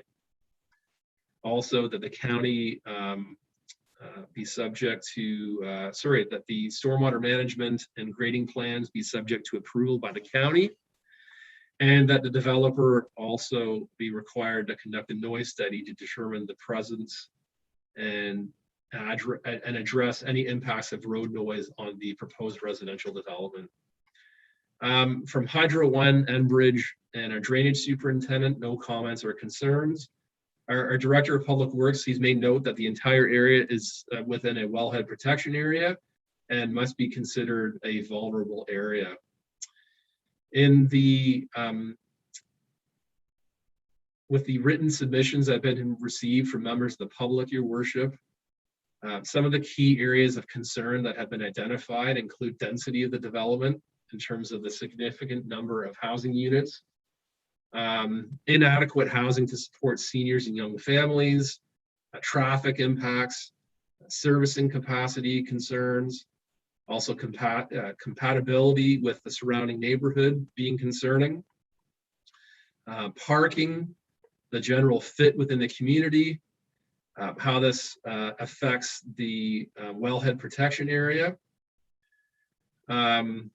Also, I did receive a submission subsequent to the preparation of my report, requesting that this proposal be deferred until the official plan review has been conducted.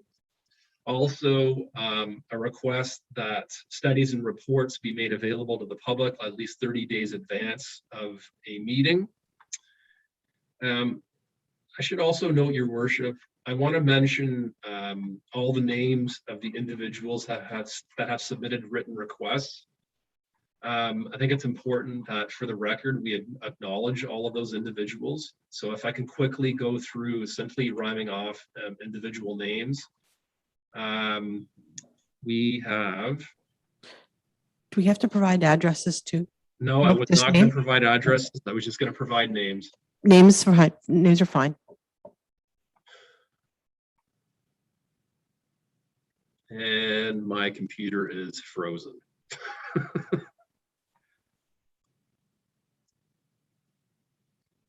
Sorry, Your Worship, I'm having some technical difficulties here.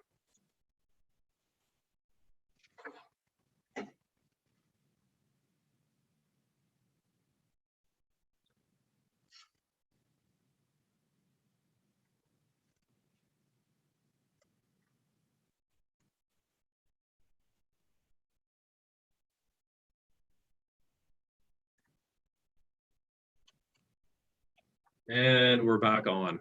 Go ahead. Sorry about that.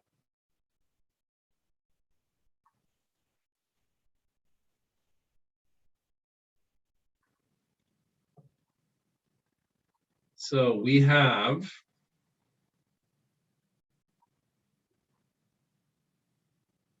Miranda Thrasher, Peter Wested, actually Renata and Peter Wested, Gary McMillan, Chris Pink, Sharon McMillan, Ron and Mary Swanson, Delia Reish, Rob Fisher, Linda Clark,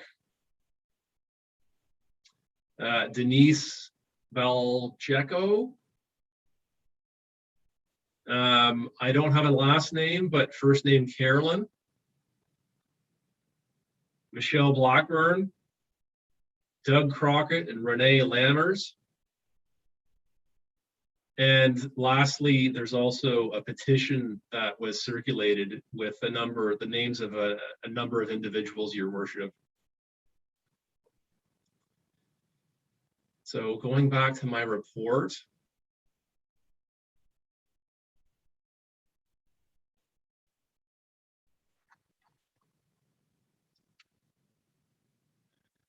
It is my recommendation that my report be received and that I provide a subsequent report evaluating the applications with a recommendation for council's consideration at a future meeting. I'm here to answer any questions, should there be any. Thank you, Your Worship. Thank you, Mr. Bancroft. Council, any questions before we move on to the next piece of the meeting? Councillor Heeman? I'm just wondering if there's an understanding of what the impact of fire protection services with some of these additional height proposals. I know that can be addressed in the report, but it's just seems like the height keeps going up.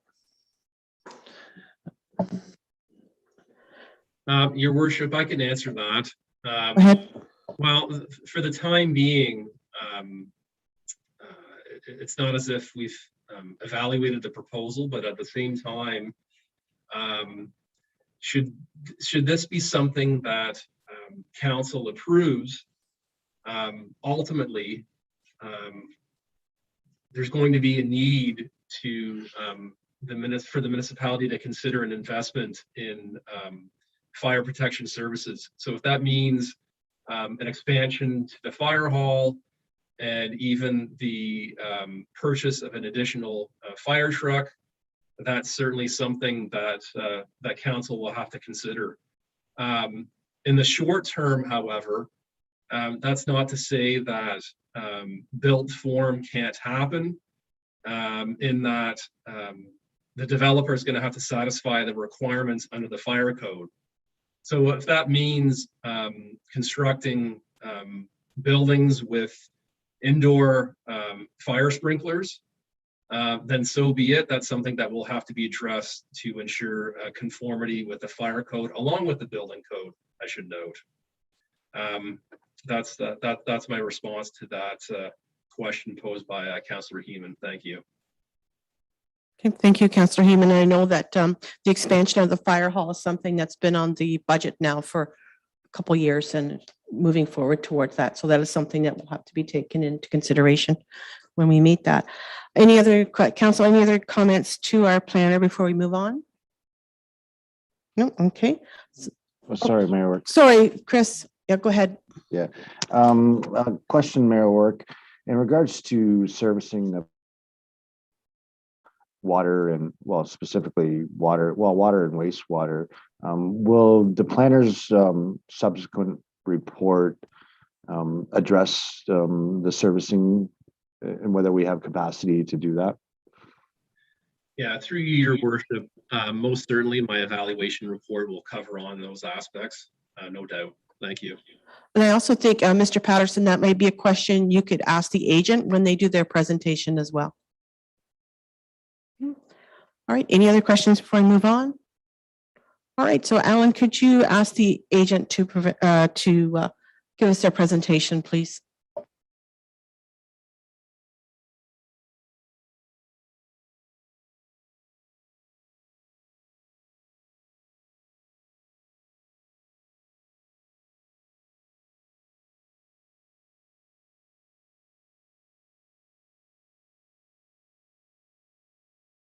Your worship, we have Maureen Zunzi, Phil Mechlin, Jay McGuffin, and Hannah Shirtliff. Okay, so I think we have 4 people coming on, Alan, is that correct? Yes, your worship. Okay.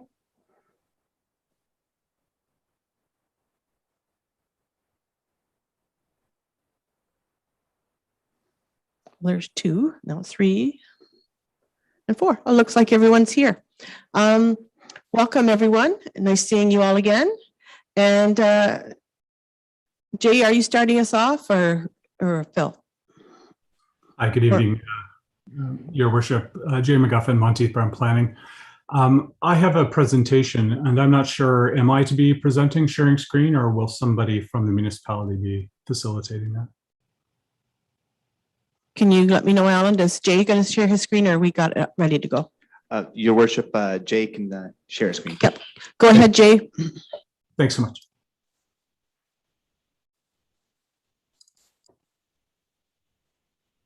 Can everybody see my screen? Yep, we can see it. Perfect.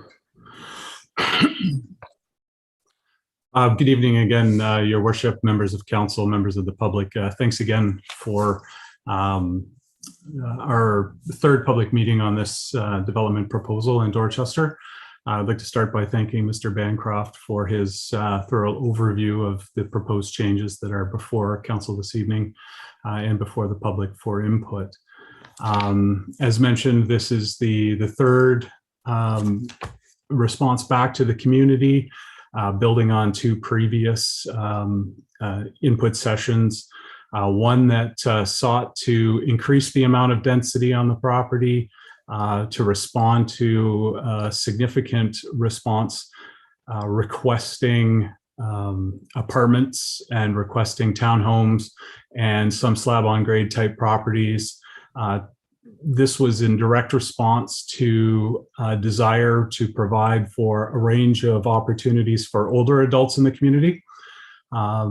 We went back November of 2019, then the pandemic hit, so there was a delay. By the end of 2020, we had made a submission back to the municipality, and we're back before council in February. Our client had done a significant amount of market research based on things that were occurring in the local area, things that were occurring in their development in Thorndale, and things that were occurring in their developments in Southeast London and elsewhere. We gave an overview on what was happening province-wide in terms of residential development, the increasing, skyrocketing, as you will, costs with regard to housing prices and the impact that was having, and our client's proposal to, at the second submission, build in flexibility with regard to the types of development that would be permitted. We then identified our development objectives, discussed the proposed planning approvals, and reviewed a concept plan. And this same discussion, this is a very familiar looking format to council and the public, has been updated as a result of our meeting in February and the additional comments that were received. So I've just gone over some of the comments that we heard, but again, housing opportunities for first-time home buyers, housing opportunities for multi-using housing, particularly for seniors. We've reviewed that. We've requested design flexibility. We heard concerns about the amount and the location, particularly at the February meeting about the location of where that medium density development was identified. And we went back with Sifton and we looked at the planning framework in the municipality, and we looked at how can we shift development, that intensity of development from the northeast area where it was originally, to get more of it to the southwest along Dorchester Road, along adjacent to the county road, so that we were, essentially separating that more intensive land use from the existing community and directing it out toward the gateway corridor into the community. So we would like to articulate that we did hear the public. We did hear the concerns in regard to the location of development. We did hear the concerns in regard to the affordability of or accessibility to housing as a result of increasingly rising housing costs. That resulted in the range and mix of housing form that's being proposed.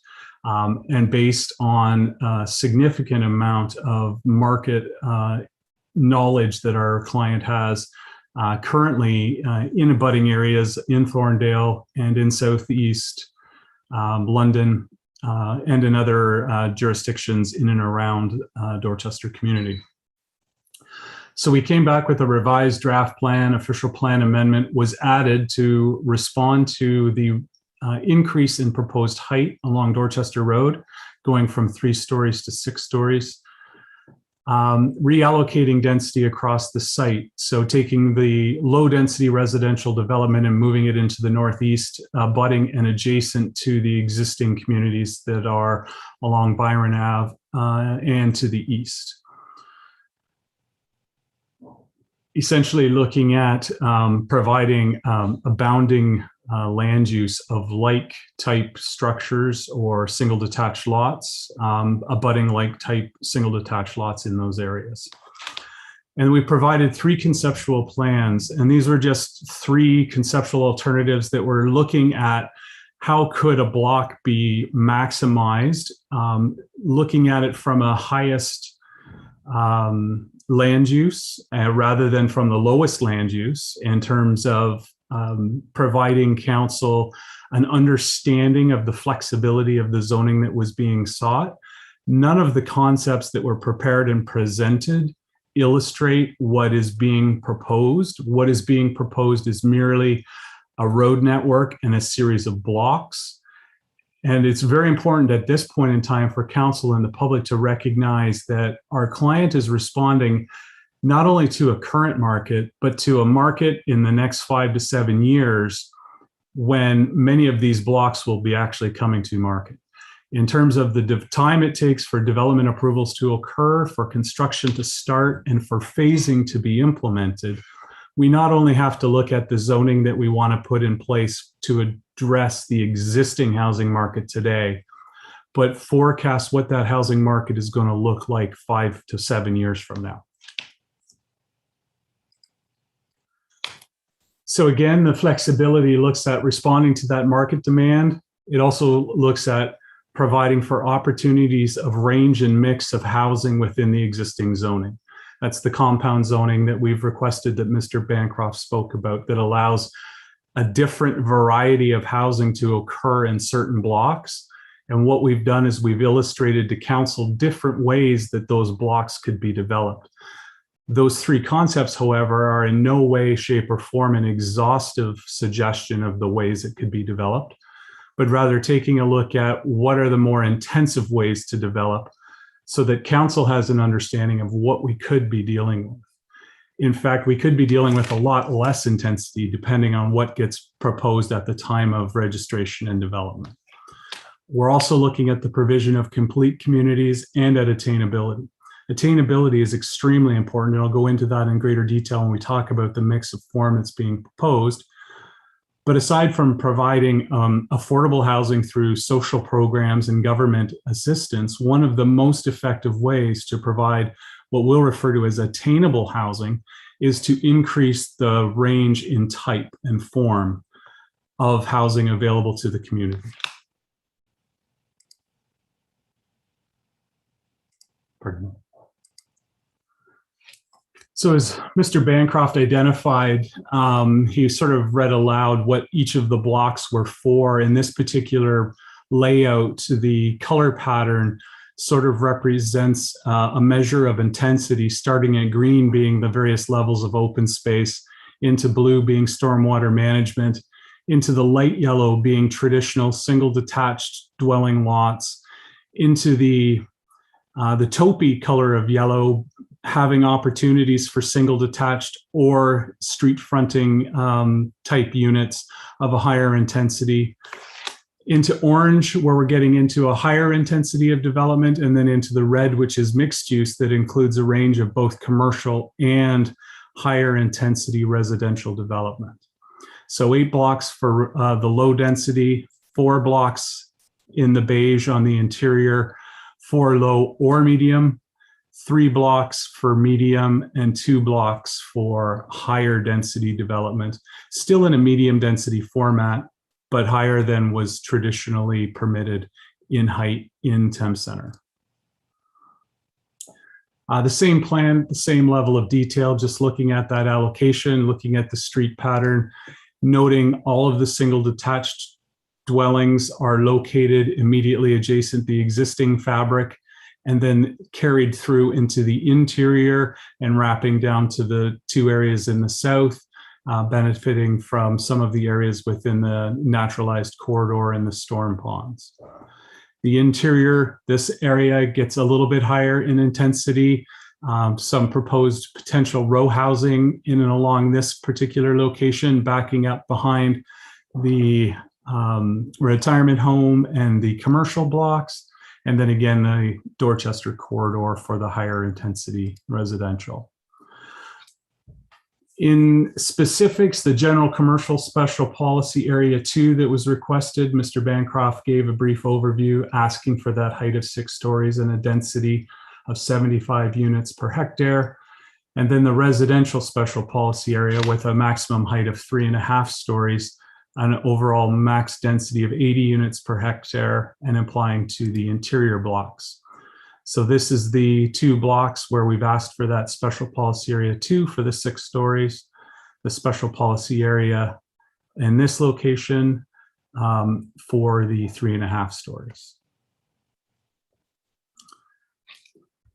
In responding to the proposed official plan amendments, the R1 special zone is only to permit single detached dwellings, and that's located adjacent to the low density areas. The R3 zone allows for a range of medium density building forms on the interior and along Dorchester Road. And the general commercial 2 zone establishes a maximum commercial gross floor area of 7,000 square meters to provide a balance between residential and commercial land uses on blocks 16 and 17. So this is what the zoning then ends up transforming to. So the R1 yellow, all single detached. The R1 and the R3 permit singles as well as triplexes, fourplexes, townhomes, street townhomes, and stacked townhomes. The R3 2-star zone permits triplexes, fourplexes, town, street towns, stacked back-to-back townhouses. And then the permissions again toward Dorchester Road, including triplex, fourplex, townhomes, street townhomes, stacked and back-to-back townhomes and low-rise apartment buildings at 6 stories. Illustratively speaking, we've provided some sample imagery from our client in terms of the types of product that are being proposed. 1-story townhomes being proposed, very traditional, very similar to the architecture seen throughout, not only in the Dorchester area, but in the City of London and other smaller communities in the area. The stacked townhouse in response to comments for attainable housing. Stacked townhousing subject to, or I guess contrary to what the public believes, actually provides opportunities for seniors and younger families. The stacked scenario allows for multiple levels of ownership or rental. Seniors can live on the ground floor, and younger, more mobile people can live on the upper floors, providing greater opportunity and price point to get into the community, as well as low-rise apartment buildings. In terms of process, we're at exactly the same spot that we were back in February in terms of at the draft approval stage and the zoning bylaw amendment stage. What is happening at this point in time, as Mr. Bancroft identified, is the approval of a block plan. That block plan still has several approvals in front of it, including but not limited to site plan approval for any of the large blocks that are proposed. So any development for townhouses, 3-storied townhomes or stacked back-to-back townhouses, the low-rise apartment buildings, the commercial retirement homes would all be subject to site plan control. Different opportunities are available in terms of the lifting of part lot control or measures through registration for the single detached lots. Those are all additional levels of approval that are required, and then construction. So as the public can see, it's been a 2-year process getting to this particular point. And from a timing perspective, in order to get through draft approval, in order to satisfy all of the conditions of draft approval and get into a first phase of registration, we're probably looking 3 years out at earliest before construction can start. And then issue at that point in time becomes what does the housing market look at that point in time, and how high has the average purchase price for housing climbed in the community, and who in Dorchester is actually able to attain housing. We see in communities like Dorchester, the population will tend to gravitate toward the older adults with families of older children. So in that 40 to 55 to 60 age range. As people start to retire or try to enter into the market, they are priced out of areas like Dorchester. For example, when we look at Sifton's developments in areas like Thorndale, we look at the difference in valuation on some of their properties. A 50-foot front lot would be selling with a dwelling on it in the 900 to $1.25 million. And then when you take a look at starting points for a stacked townhouse coming in around $400,000, that's a $500,000 difference in terms of a purchase price, and still a very quality product that's being proposed. Very important for the community to understand that in terms of a measure of providing attainable housing. The value of the land is going up so much that the density of the land has to adjust in order to accommodate.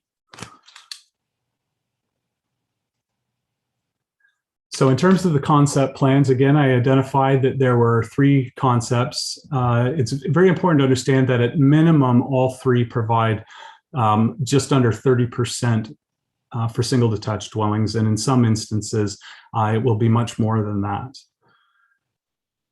Reviewing the concepts, again, all of them, offer the same fundamental principles, but others look at different breakdowns in terms of commercial building footprints, apartment footprints or nursing home footprints, townhouses or stacked townhouses in various varieties within these different concepts. All of them, again, maintaining the same physical road pattern and the same intensity or approach to intensity in those various blocks at various densities, depending on what that makeup would be. Further to my previous comments, again, this represents only 3. We could continue to make concepts all day long. We attempted to put before council what we believed was to be the highest intensity of use to be the most effective in terms of council and your planner's review of the application. However, the fact of the matter is the flexibility that's been proposed in the zoning bylaw will allow our client to respond to the market demands of the day. So in summary, the revised draft plan provides more details and certainty with regard to the future development. Very importantly, we did the shift of density to the north and east to ensure that like was backing onto like, representing and recognizing the existing built form in those areas, providing a range and mix of well-built and attractive housing options, and recognizing that site plan approval was still another measure that was required to go through any development at any higher density. And I just wanted to do an additional slide for the purposes of our discussion this evening, and I don't know why. There we go. This wasn't included in my submission in this form, but it was in our planning justification report that formed part of our submission. But I just brought this together to provide it as an illustration of the comparison of the concepts and what it actually looked like. So the first row is the concept that was presented in the February 2021 meeting with 111 single detached dwelling units, 181 three-story towns, 117 stacked towns, and 34 apartment units. And then a breakdown of the 3 concepts that were presented as part of the submission to illustrate the flexibility that our client was seeking in the official plan and the zoning amendment. So you'll see that the singles pretty much are maintained in terms of the number of singles being proposed. There's been 49 units added that have the flexibility to either be singles or townhome units. 1-story townhome units, 30 units on all of the scenarios, remain the same. 3-story townhome units reduced to 93, 8, and 59 in the various concepts. Stacked townhouse units introduced at 78 units in concept 2. Excuse me. Yeah, I jumped down one. 34 apartment units in the first concept with potential for 220, 154, or 96 apartment units in the subsequent proposals, due in part by the increase of height that's proposed. With total net residential densities of 443 in the initial and between 346 and 547 in the subsequent concepts in terms of moving the densities around and allowing for increased height at Dorchester Road. We also see a variation in the commercial square footage. Original submission in February at 3,900 square meters and ranging anywhere from 1,500 to 6,300 square meters in the proposals before council today.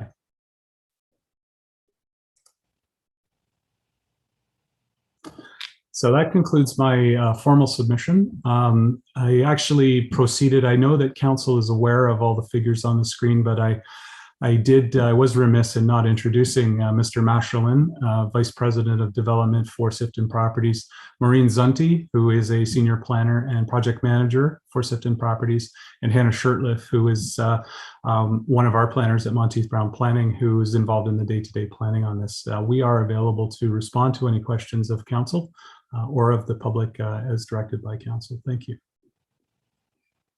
And thank you for that presentation, Mr. McGuffin. Council, any questions for Mr. McGuffin at this time before we move on to the public meeting portion?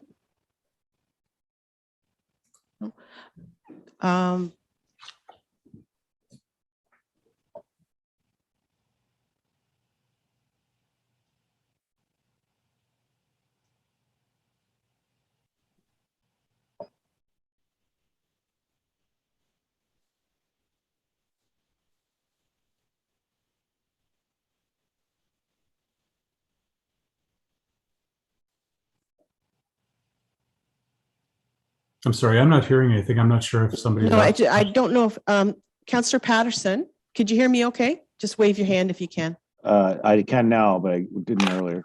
Okay, sorry. Do you wish to ask your question regarding the water now, or do you want to wait till later? No, I can wait for the planner's report if that happens. Yeah. Okay. Well, we had the planner's report. Now, do you want to ask the agent? Well, he wouldn't know so much about water capacity. That's internal staff, right? That would know about those types of questions. Well, I think that would, Mr. McGuffin, do you have any comments about that?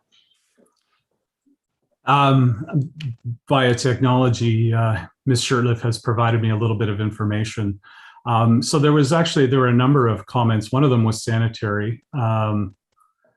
38 lots are serviced by Oakwood Drive Outlet, remainder be serviced by Pumping Station 3, which may require upgrades at full build out. 500 people allocation with 924 people forecasted in February of 2021 concept. Pumping station number 3 is to be constructed. Preliminary designs were completed by Stantec. AECOM has identified that the water distribution system meets all design criteria, and the hydraulic simulations were completed for the average day demand, peak hour demand, and maximum day demand plus fire flow, and no issues were identified using connections from Dorchester Road and Byron Ave. Thank you. Thank you. All right, so I don't see anybody else with any questions, so let's move on to the people in attendance. So Alan, do you have a stack of people coming in? Yes, Your Worship, we have some people coming in. We have Gary McMillan with a possibility that Sharon McMillan will be with him. Okay, so whenever you're ready, bring them on.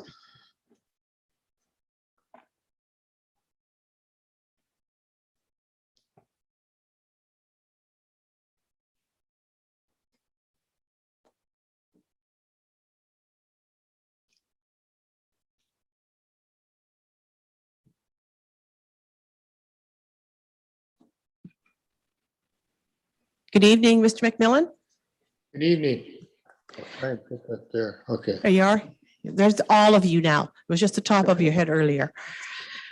So I have here to ask anybody if they have any new questions or comments regarding the application, and to ask you to state your name for the minutes, which we know is Gary McMillan. So I've stated it for you. Okay, I don't have any questions for anybody right now, but I have some comments I'd like to make. Absolutely. Go ahead. Okay.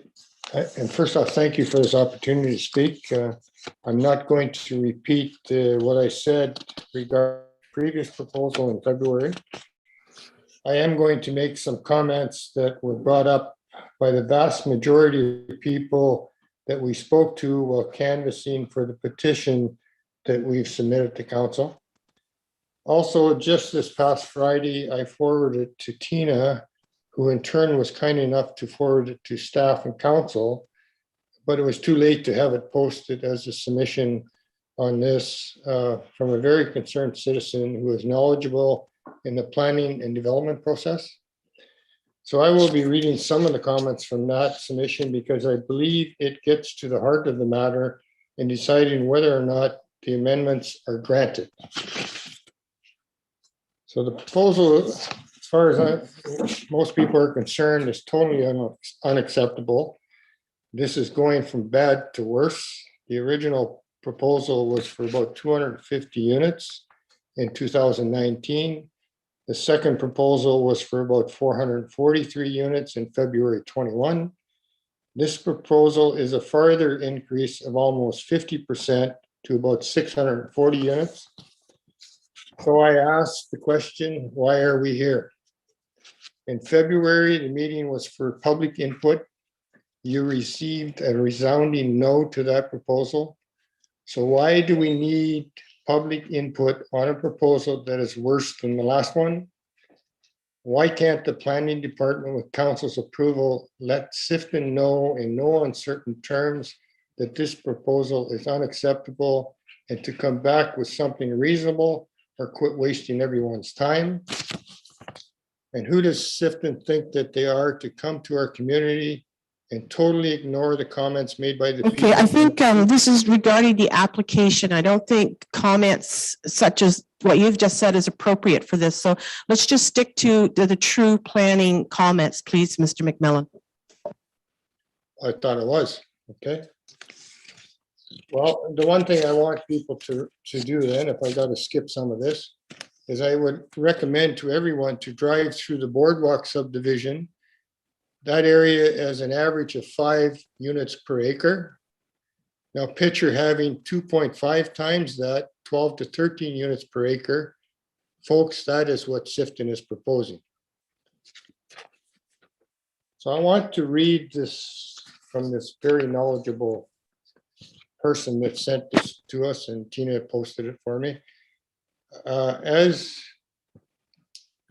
we know, the official plan is up for review starting next week.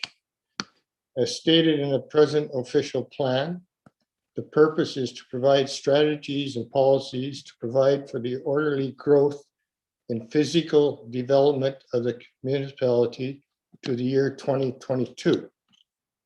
So we are now only a few months away from the expiry date for which the existing policies were considered appropriate by previous councils, and only a week away from starting the necessary comprehensive review of the plan's policies based on today's knowledge and projected needs and concerns. We therefore are of the opinion that the consideration of a proposed multi-year development of this size and type, which could increase the present Dorchester population of about 4,000 by upwards of 25% to 5,000, should be considered premature and inappropriate until a comprehensive review is complete and we have updated policies and criteria to guide council in its decision regarding such issues as permitted heights, density bonuses, sun shadows, and other physical, environmental, social, and economic impacts. The residential policies of the present official plan limit multi-residential heights to a maximum of 3 stories and 35 units per hectare, allowing a 6-story building 100% increase at 84 units per hectare. 140% increase should not be considered an amendment, but rather demonstrate the need for a comprehensive review of what residential heights. Just a 1-minute warning now, Mr. McMillan. Pardon me? 1-minute warning. You've got 5 minutes and you're at 4 minutes. Okay, I got 1 more minute. Okay, I will go to here for council and the public, not just those within the 120 meters, to have the necessary information to appropriately review developments of this size and type, and to have the basis to provide knowledgeable and meaningful comments and questions. It is essential that all required studies be readily available for thorough review as soon as they are submitted to municipality at least 30 days prior to a public meeting. And then I'm going to skip to the last part because my time's limited. In this regard, to properly assess the proposal development and its impacts on the whole community, the following information should be made available: planning justification, servicing report, land use compatibility, environmental impact study, traffic analysis and impact study, conceptual stormwater management plan, noise analysis, which includes traffic and building, heating and ventilation systems. All right. That's great, Gary. And I think, Mark, did you have a comment back? Yes, thank you, your worship. In terms of the request to have information available in advance of the public meeting, I should point out that through the circulation of the notice of public meeting, that needs to be provided at least 20 days in advance of the meeting. And through that notice, the public is asked to contact the municipality, well, through myself, should they require any additional information. So should there be a request made for copies of studies and so on and so forth, certainly that information is available, considering the planning file is part of the public record. So yeah, again, that information is out there and available. In the past, what the municipality has done is post some studies related to some planning applications, but only when dealing with an aggregate extraction proposal, for example. So on a go-forward basis, we could certainly look at being proactive and using a similar approach where such documents are automatically posted on the website. So we'll have to take a closer look at that alternative, Your Worship. Thank you for letting me respond. Okay, thank you, Mr. Bancroft, and thank you, Mr. McMillan. Alan, can we bring the next person in, please?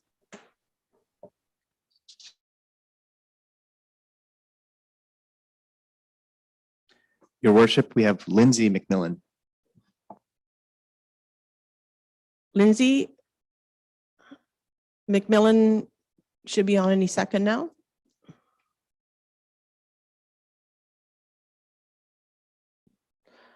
Lindsay, you look like your dad an awful lot. There we go.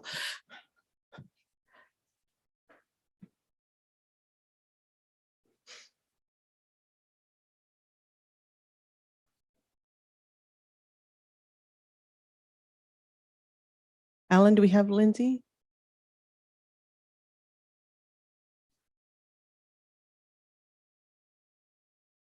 Your Worship, it appears Lindsay has left the meeting. I do have additional members of the public if you'd like. Sure, and if she comes back and she's registered, we can let her back in. So whoever's next in line.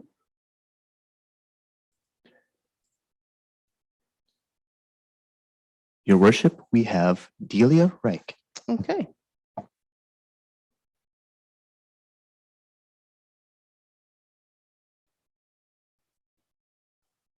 Good evening, Your Worship. Good evening, Council. Delia. Whenever you're ready, you may go ahead. Thank you very much. Thank you very much, Jay, for your presentation. I do have some concerns, so I'm going to mix up with comments and questions. So the comments, I think your presentation tonight addressed a need that's in their community for attainable housing. But I need to hear from you, and perhaps speaking on behalf of your client, that this development of this plan here is going to indeed provide affordable and attainable and under market value. So currently, I believe in the Thames Center, Middlesex County, we're looking at about $600,000 a resident, just as you'd stated, almost 900,000. Are you intending to build $500,000 and $600,000 units?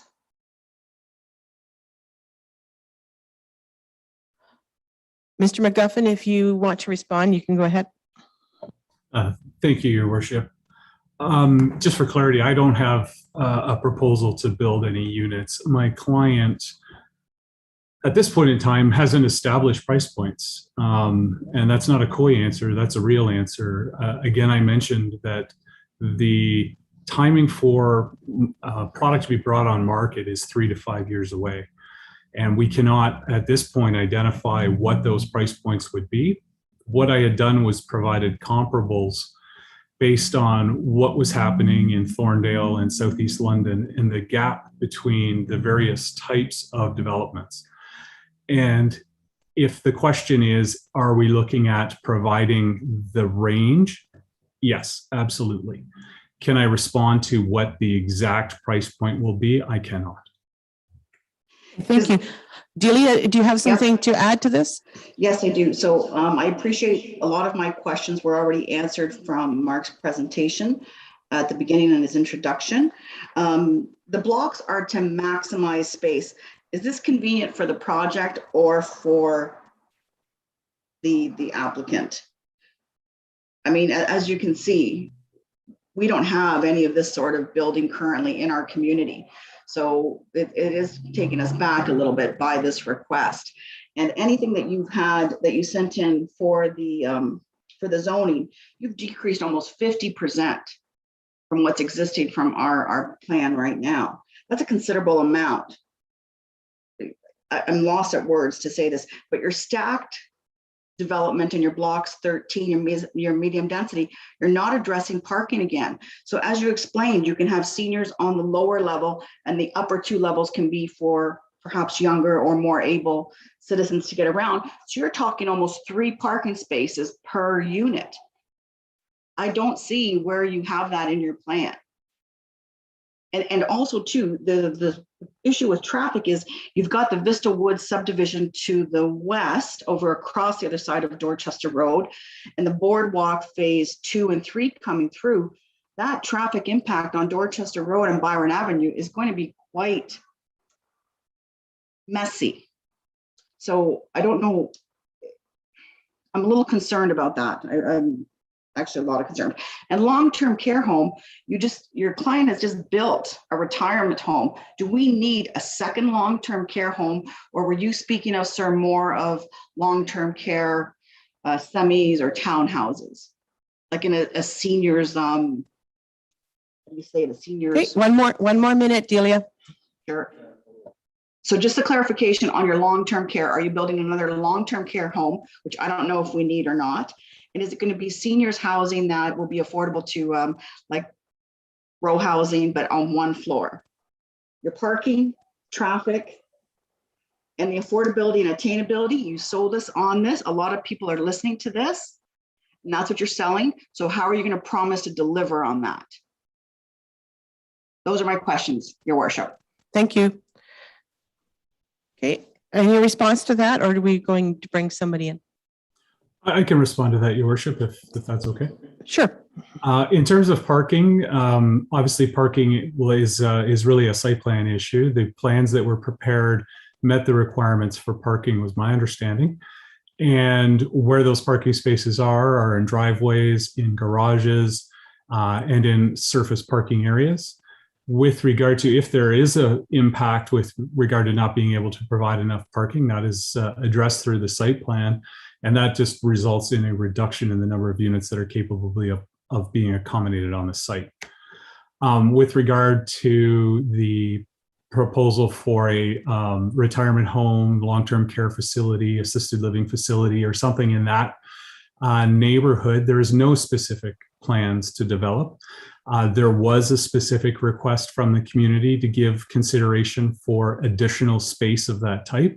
And that's all that's occurred, is that it's been requested to be included in the zoning. And what we did was we provided a concept that illustrated conceptually how that could be brought to the market in the future. And it could happen on either of those 2 larger blocks.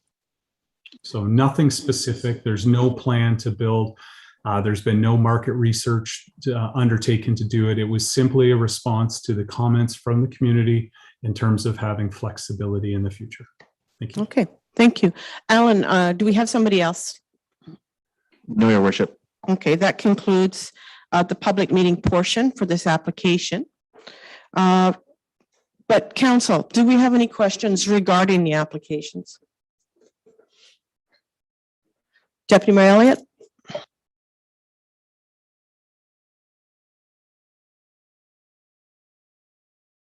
Sorry. Thank you, and through your worship. Maybe just a couple of comments. In regards to the attainable and affordable housing, I know this was a big topic in the public as well as in the federal election that we just went through. And I just sat through a week of board and committee meetings for FCM last week. And that issue is still at the forefront of all of our conversations on how we do that. But around the horseshoe, we're limited as to what our options are to build affordable and attainable housing. And one of the very limited capabilities we have is zoning and densities and how we provide a range of housing. And so when we look at what our options are to allow affordable and attainable, when we talk to residents about seniors or empty nesters looking to downsize, or young families wanting to start out, or anything like that, we have to look at how we provide a range of housing. I'll also just add, the Ontario Federation of Agriculture just released their homegrown platform, and 2 local Thames Centre residents, Chris McColvin and Joanne Fuller, presented this plan to Middlesex County Council the other month ago.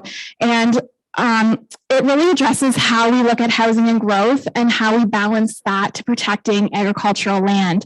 And the approach they took is they're encouraging municipal councils to grow up and not out, and to provide higher density options when we grow our communities.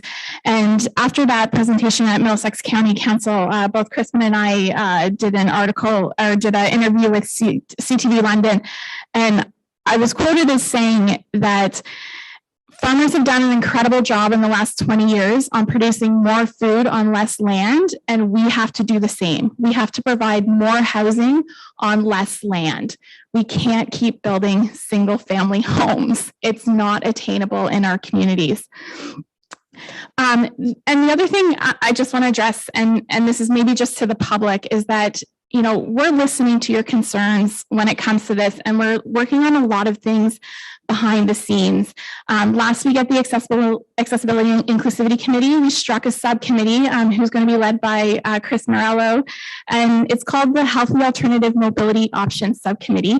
And they're going to take a wholesome look at Thames Centre and how we encourage mobility options in Thames Centre. And one of their mandates is going to be how we look at growth and new subdivisions and how they connect to our community.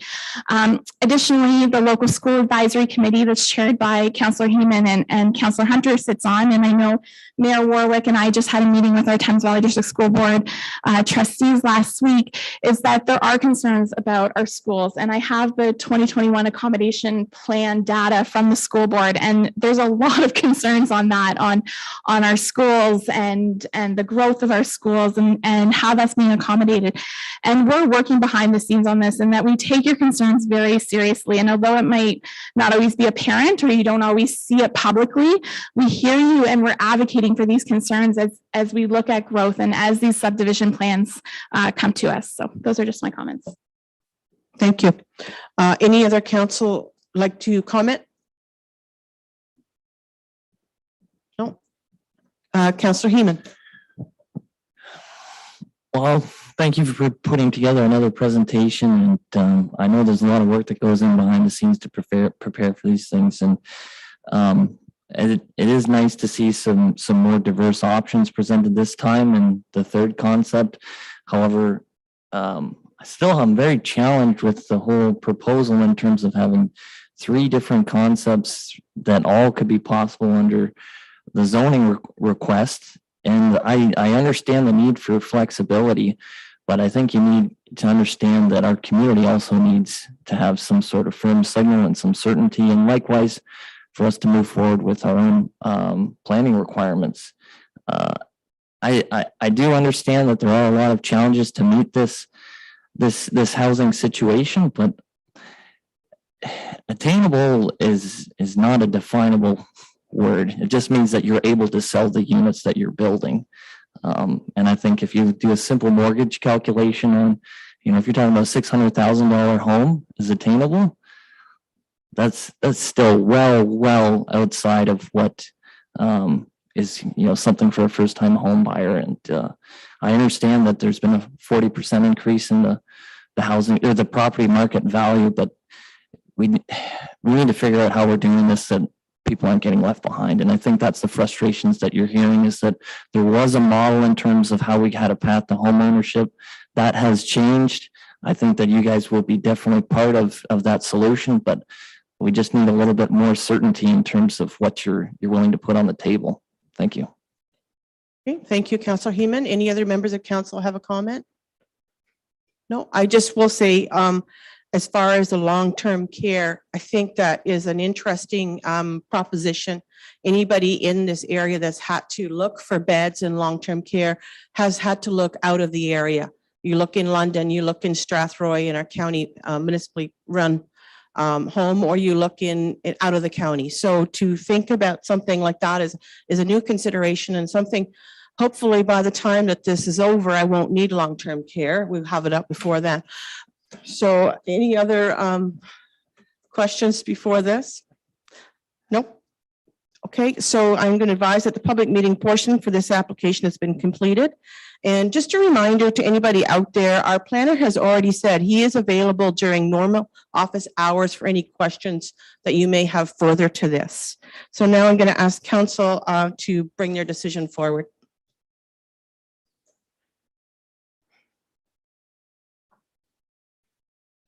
Oh, there's a recommendation attached. Yep. Sorry.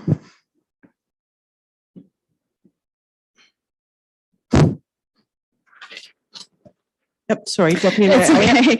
I'll move that that the report PDS 060-21 in regards to the revised applications for draft plan of subdivision, official plan amendment, and zoning bylaw amendment for the lands owned by Sifton be received, and that staff provide a subsequent report evaluating the said applications with a recommendation for council's consideration at a future meeting. Okay, mover, seconder, Councillor Hunter. All in favor? Go, so moved. So I'm going to thank those in attendance for their input and advise that when council makes a decision at a future meeting, that the prescribed information will be submitted to the approval authority of the County of Middlesex. Any person or public body may make written submissions to the approval authority before the approval authority makes its decision under the Planning Act. So now I'm going to ask that we adjourn this public meeting at 7:26 and that council reconvene its regular meeting in order to continue with its deliberations. Deputy Mayor Elliott, seconded by Councillor Hunter. All in favor?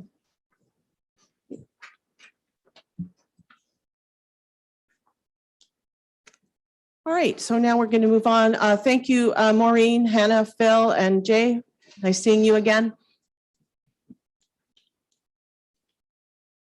Moving on to reports of department, report PDS 057, which is the application for official plan and zoning bylaw amendments made by the Southside Property Group, London, Ontario, applicant Escher Planning Incorporated, care of Melanie Horton, and the Gore Road at Hunt Road. I just have to find my address again.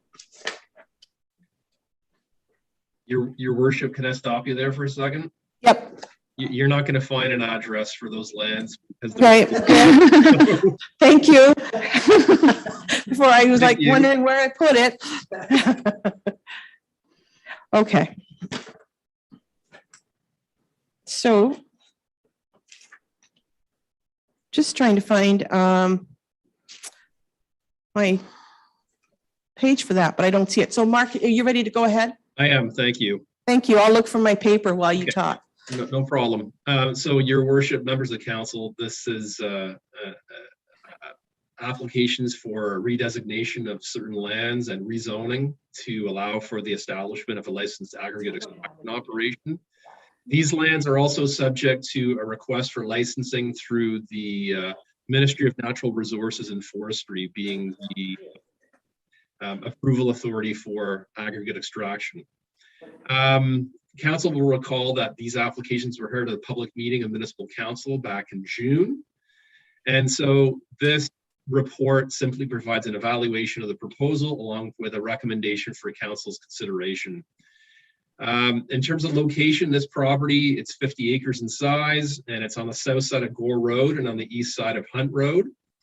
And these lands are zoned and designated for agricultural purposes. The applicant has a proposal brought forward for aggregate extraction for sand and gravel below the established water table. We're looking at 8 to 10 years, depending on market conditions in terms of the lifespan of the pit. And 60% of the aggregate is found below the water table. In support of this proposal, we have various studies that have been undertaken related to hydrogeology, natural environment, noise impacts, cultural heritage, and also there's a planning justification report that's been provided. I've conducted my analysis, your worship, and provincial policy certainly allows for the removal of land from a prime agricultural area for aggregate extraction as an interim use, provided that we've got rehabilitation of the site to an agricultural condition. The PPS also says that agricultural rehabilitation isn't required for areas where extraction occurs below the water table. So based on the extent of extraction below the water table, the site is to be progressively rehabilitated to a natural environment after use in the form of a pond. Also, Your Worship, under the Thames Centre official plan, the plan states that there's a need for satisfying issues when establishing a new aggregate extraction operation relative to adjacent land uses, natural environment, cultural heritage, existing road network, groundwater resources, and site rehab. That has been addressed through the supportive studies that have been conducted. I should point out also, Your Worship, that no concerns were raised by the public or agencies during the consultation process, including comments received and oral submissions made at the public meeting held on June 28th. So in all, I'm satisfied that this proposed official plan amendment is appropriate and based on recommended mitigation measures in regards to berming that's proposed to mitigate noise and visual impact. Agency comments, we've got no comment or concerns identified by the county engineer, our chief building official, our director of public works, and our drainage superintendent. During the public circulation process, I did have a Mike Albright. He reached out to me wanting to get a better understanding as to the nature of the operation, and I answered those questions for him. So, Your Worship, it's my recommendation that the application for official plan amendment 01-21 be approved in principle, and that the implementing bylaw be forwarded to the next regular meeting of council for consideration of adoption, and subsequently forwarded to Middlesex County for consideration of approval. And then secondly, that the related zoning bylaw amendment applications at 11-21 be approved in principle, and that the implementing bylaw be forwarded to a future meeting of council for consideration once the official plan amendment is approved by the county. I'm here to answer any questions, Your Worship. Thank you. Council, any questions for Mr. Bancroft? Okay, we have a recommended motion in front of us, and as well as the zoning bylaw. Deputy Mayor Elliott. So moved. So moved and seconded by Councillor Heeman. All in favor? Okay. Now moving on to report PDS 05821, applications for official plan and zoning bylaw amendments from Alan Payne and A&K Payne Farms Limited, applicant being Escher Planning Incorporated, care of Melanie Horton Agent, and an address 6367 Dundas Street and 6508 Trafalgar Street. It's all yours, Mr. Bancroft. Thank you, Your Worship. So this is also an application to redesignate certain lands and rezone to allow for the establishment of a licensed aggregate extraction operation. The applicant has also applied for licensing through the governing approval authority, the Ministry of Natural Resources and Forestry. These applications were also heard at the June 28th public meeting of Municipal Council. So my presentation before you, as outlined in my report, is to provide an evaluation of the proposal and a recommendation for a council's consideration. This property, it's located on the south side of Dundas Street and on the north side of Trafalgar Street, between Elgin Road and Hunt Road. This land constitutes 2 abutting farms with a total area of 164 acres. In terms of the aggregate extraction proposal, the extraction remove at least 0.5 meters of aggregate above the water table. There's roughly 5 years on the lifespan of the pit, depending on market conditions. And in support of the proposal, we have a number of various studies that have been prepared and submitted related to hydrogeology, natural environment, noise impact, cultural heritage, and also a planning justification report has been provided. With this pit, the rehabilitation is to be back to an agricultural use. And I've conducted my analysis, Your Worship. Both the provincial policy statement and the county official plan, they both require where aggregate extraction happens in a prime ag area, that first, it's an interim use, and secondly, that we have rehabilitation back to an agricultural condition. And that certainly is being demonstrated through this proposal. Also, the Thames Centre official plan requires that a number of issues be addressed relative to adjacent land uses, natural environment, cultural heritage, existing road network, groundwater resources, and site rehabilitation. All of those matters have been addressed through the supportive studies that have been submitted for this proposal. During the agency and public consultation process, there was one concern that was raised by a neighboring property owner to the west on Dundas Street, requesting that berms along the mutual lot line be increased in height adjacent to the haul route and that they remain intact until the pit closes. That adjacent property owner is satisfied, considering the pit plans have been revised according to the applicant's consultant. So in all, I'm satisfied that the proposed official plan amendment is appropriate. In terms of agency comments, we have no comment from the county engineer. Our chief building official had concerns about aggregate extraction, about potential encroachment onto septic systems, since there's 2 homes on this farm. Upon further review, the one home on Dundas Street is to be demolished, and the second dwelling on Trafalgar Street is being retained. However, it's far removed from the proposed extraction limit. We have no comment expressed by the drainage superintendent. Our director of public works has no concerns after being reassured by the applicant that they will be using the Dundas Street entrance for all truck traffic. And as I mentioned previously, your worship, in terms of public comments received, Ron Bowman and Gerard Hammond, they did have concerns about the interface of their property with the haul route. However, they're satisfied considering the berm is to be increased to 5 meters in height and left in place until the pit is closed. So it's my recommendation, your worship, that application for official plan amendment 02-21 be approved in principle, and that the implementing bylaw be forwarded to the next regular meeting of council for consideration of adoption, and subsequently forwarded to Middlesex County for consideration of approval. And then lastly, that the related rezoning application Z12-21 be approved in principle, and that the implementing bylaw be forwarded to a future meeting of council for consideration once the county has approved the official plan amendment. That is my submission for you this evening, your worship. Thank you. Thank you, Mr. Bancroft. Any questions for Mr. Bancroft? Okay, looking for council's wishes. Councillor Hunter.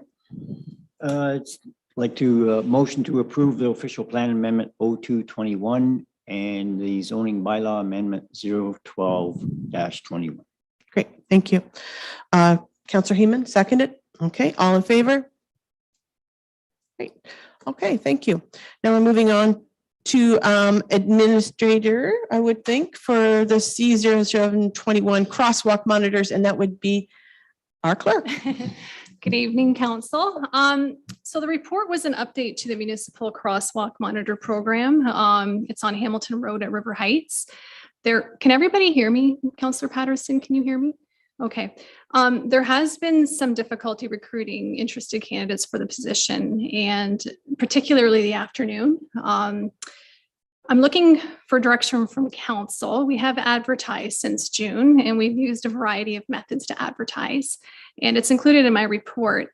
Just a couple of points is that there's not going to be a crosswalk monitor in the afternoon starting Friday, October 1st. We've had communications with the principal. He's up to speed on the situation, but I have a couple or a few recommendations or options in my report if council could direct.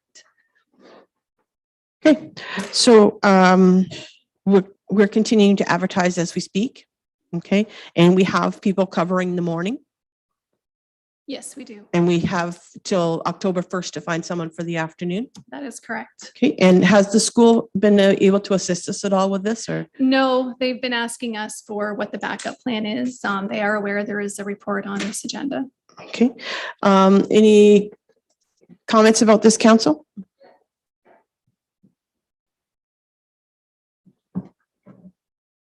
Deputy Mayor Elliott.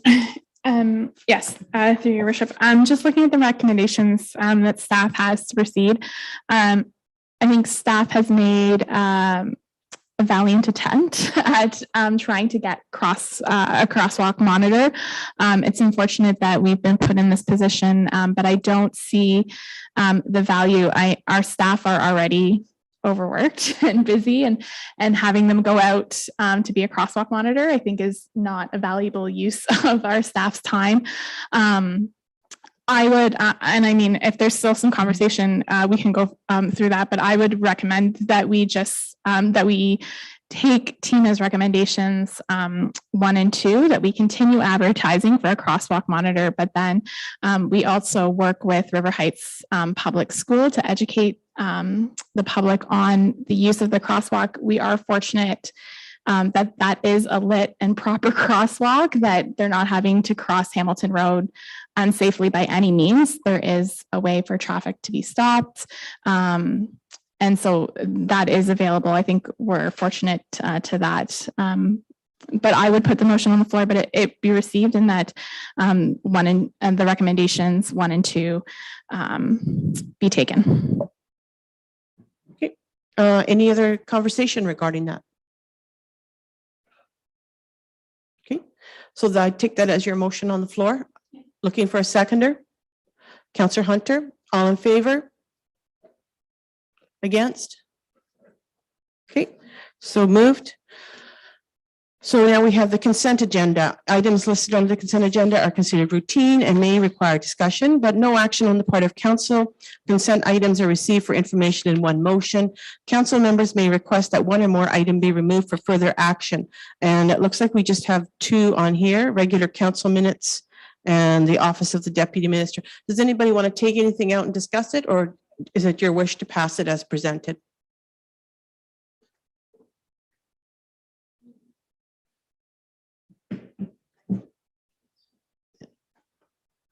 It's these microphones that are slowing us down. Through your worship, I'll move the 2 recommendations. 2 that recommendations? Yeah. Okay, seconder, Councillor Hunter, all in favor? All right, seeing no unfinished business, notice of motion. Do we have a notice of motion? Nope. New business, seeing none. There's one item on there. There's one item, just 1 second. Where is it? Oh, there we are. We do. We have a special meeting request, the Municipal Facilities Tour Educational Training Session, Thursday, October 7th, 2021 at 9 a.m. Would that work for everybody? Do you want to speak to that, Mike? Nope. Okay. Okay, so does that work for everyone? October 7th at 9 a.m.? Okay. So looking for a motion, Councillor Heeman, seconded by Councillor Hunter. All in favor? Great. No closed session. Bylaws, that bylaw 73/2021 be adopted as presented. That's Councillor Heeman, seconded by Councillor Patterson. All in favor? Okay, our next meeting is Monday, October 4th, 2021 at 1 p.m. And I'm now asking for a motion to adjourn at 7:43 p.m. Councillor Hunter, so moved. Seconded, Deputy Mayor Elliott, all in favor? All right, thanks, everyone. Good night.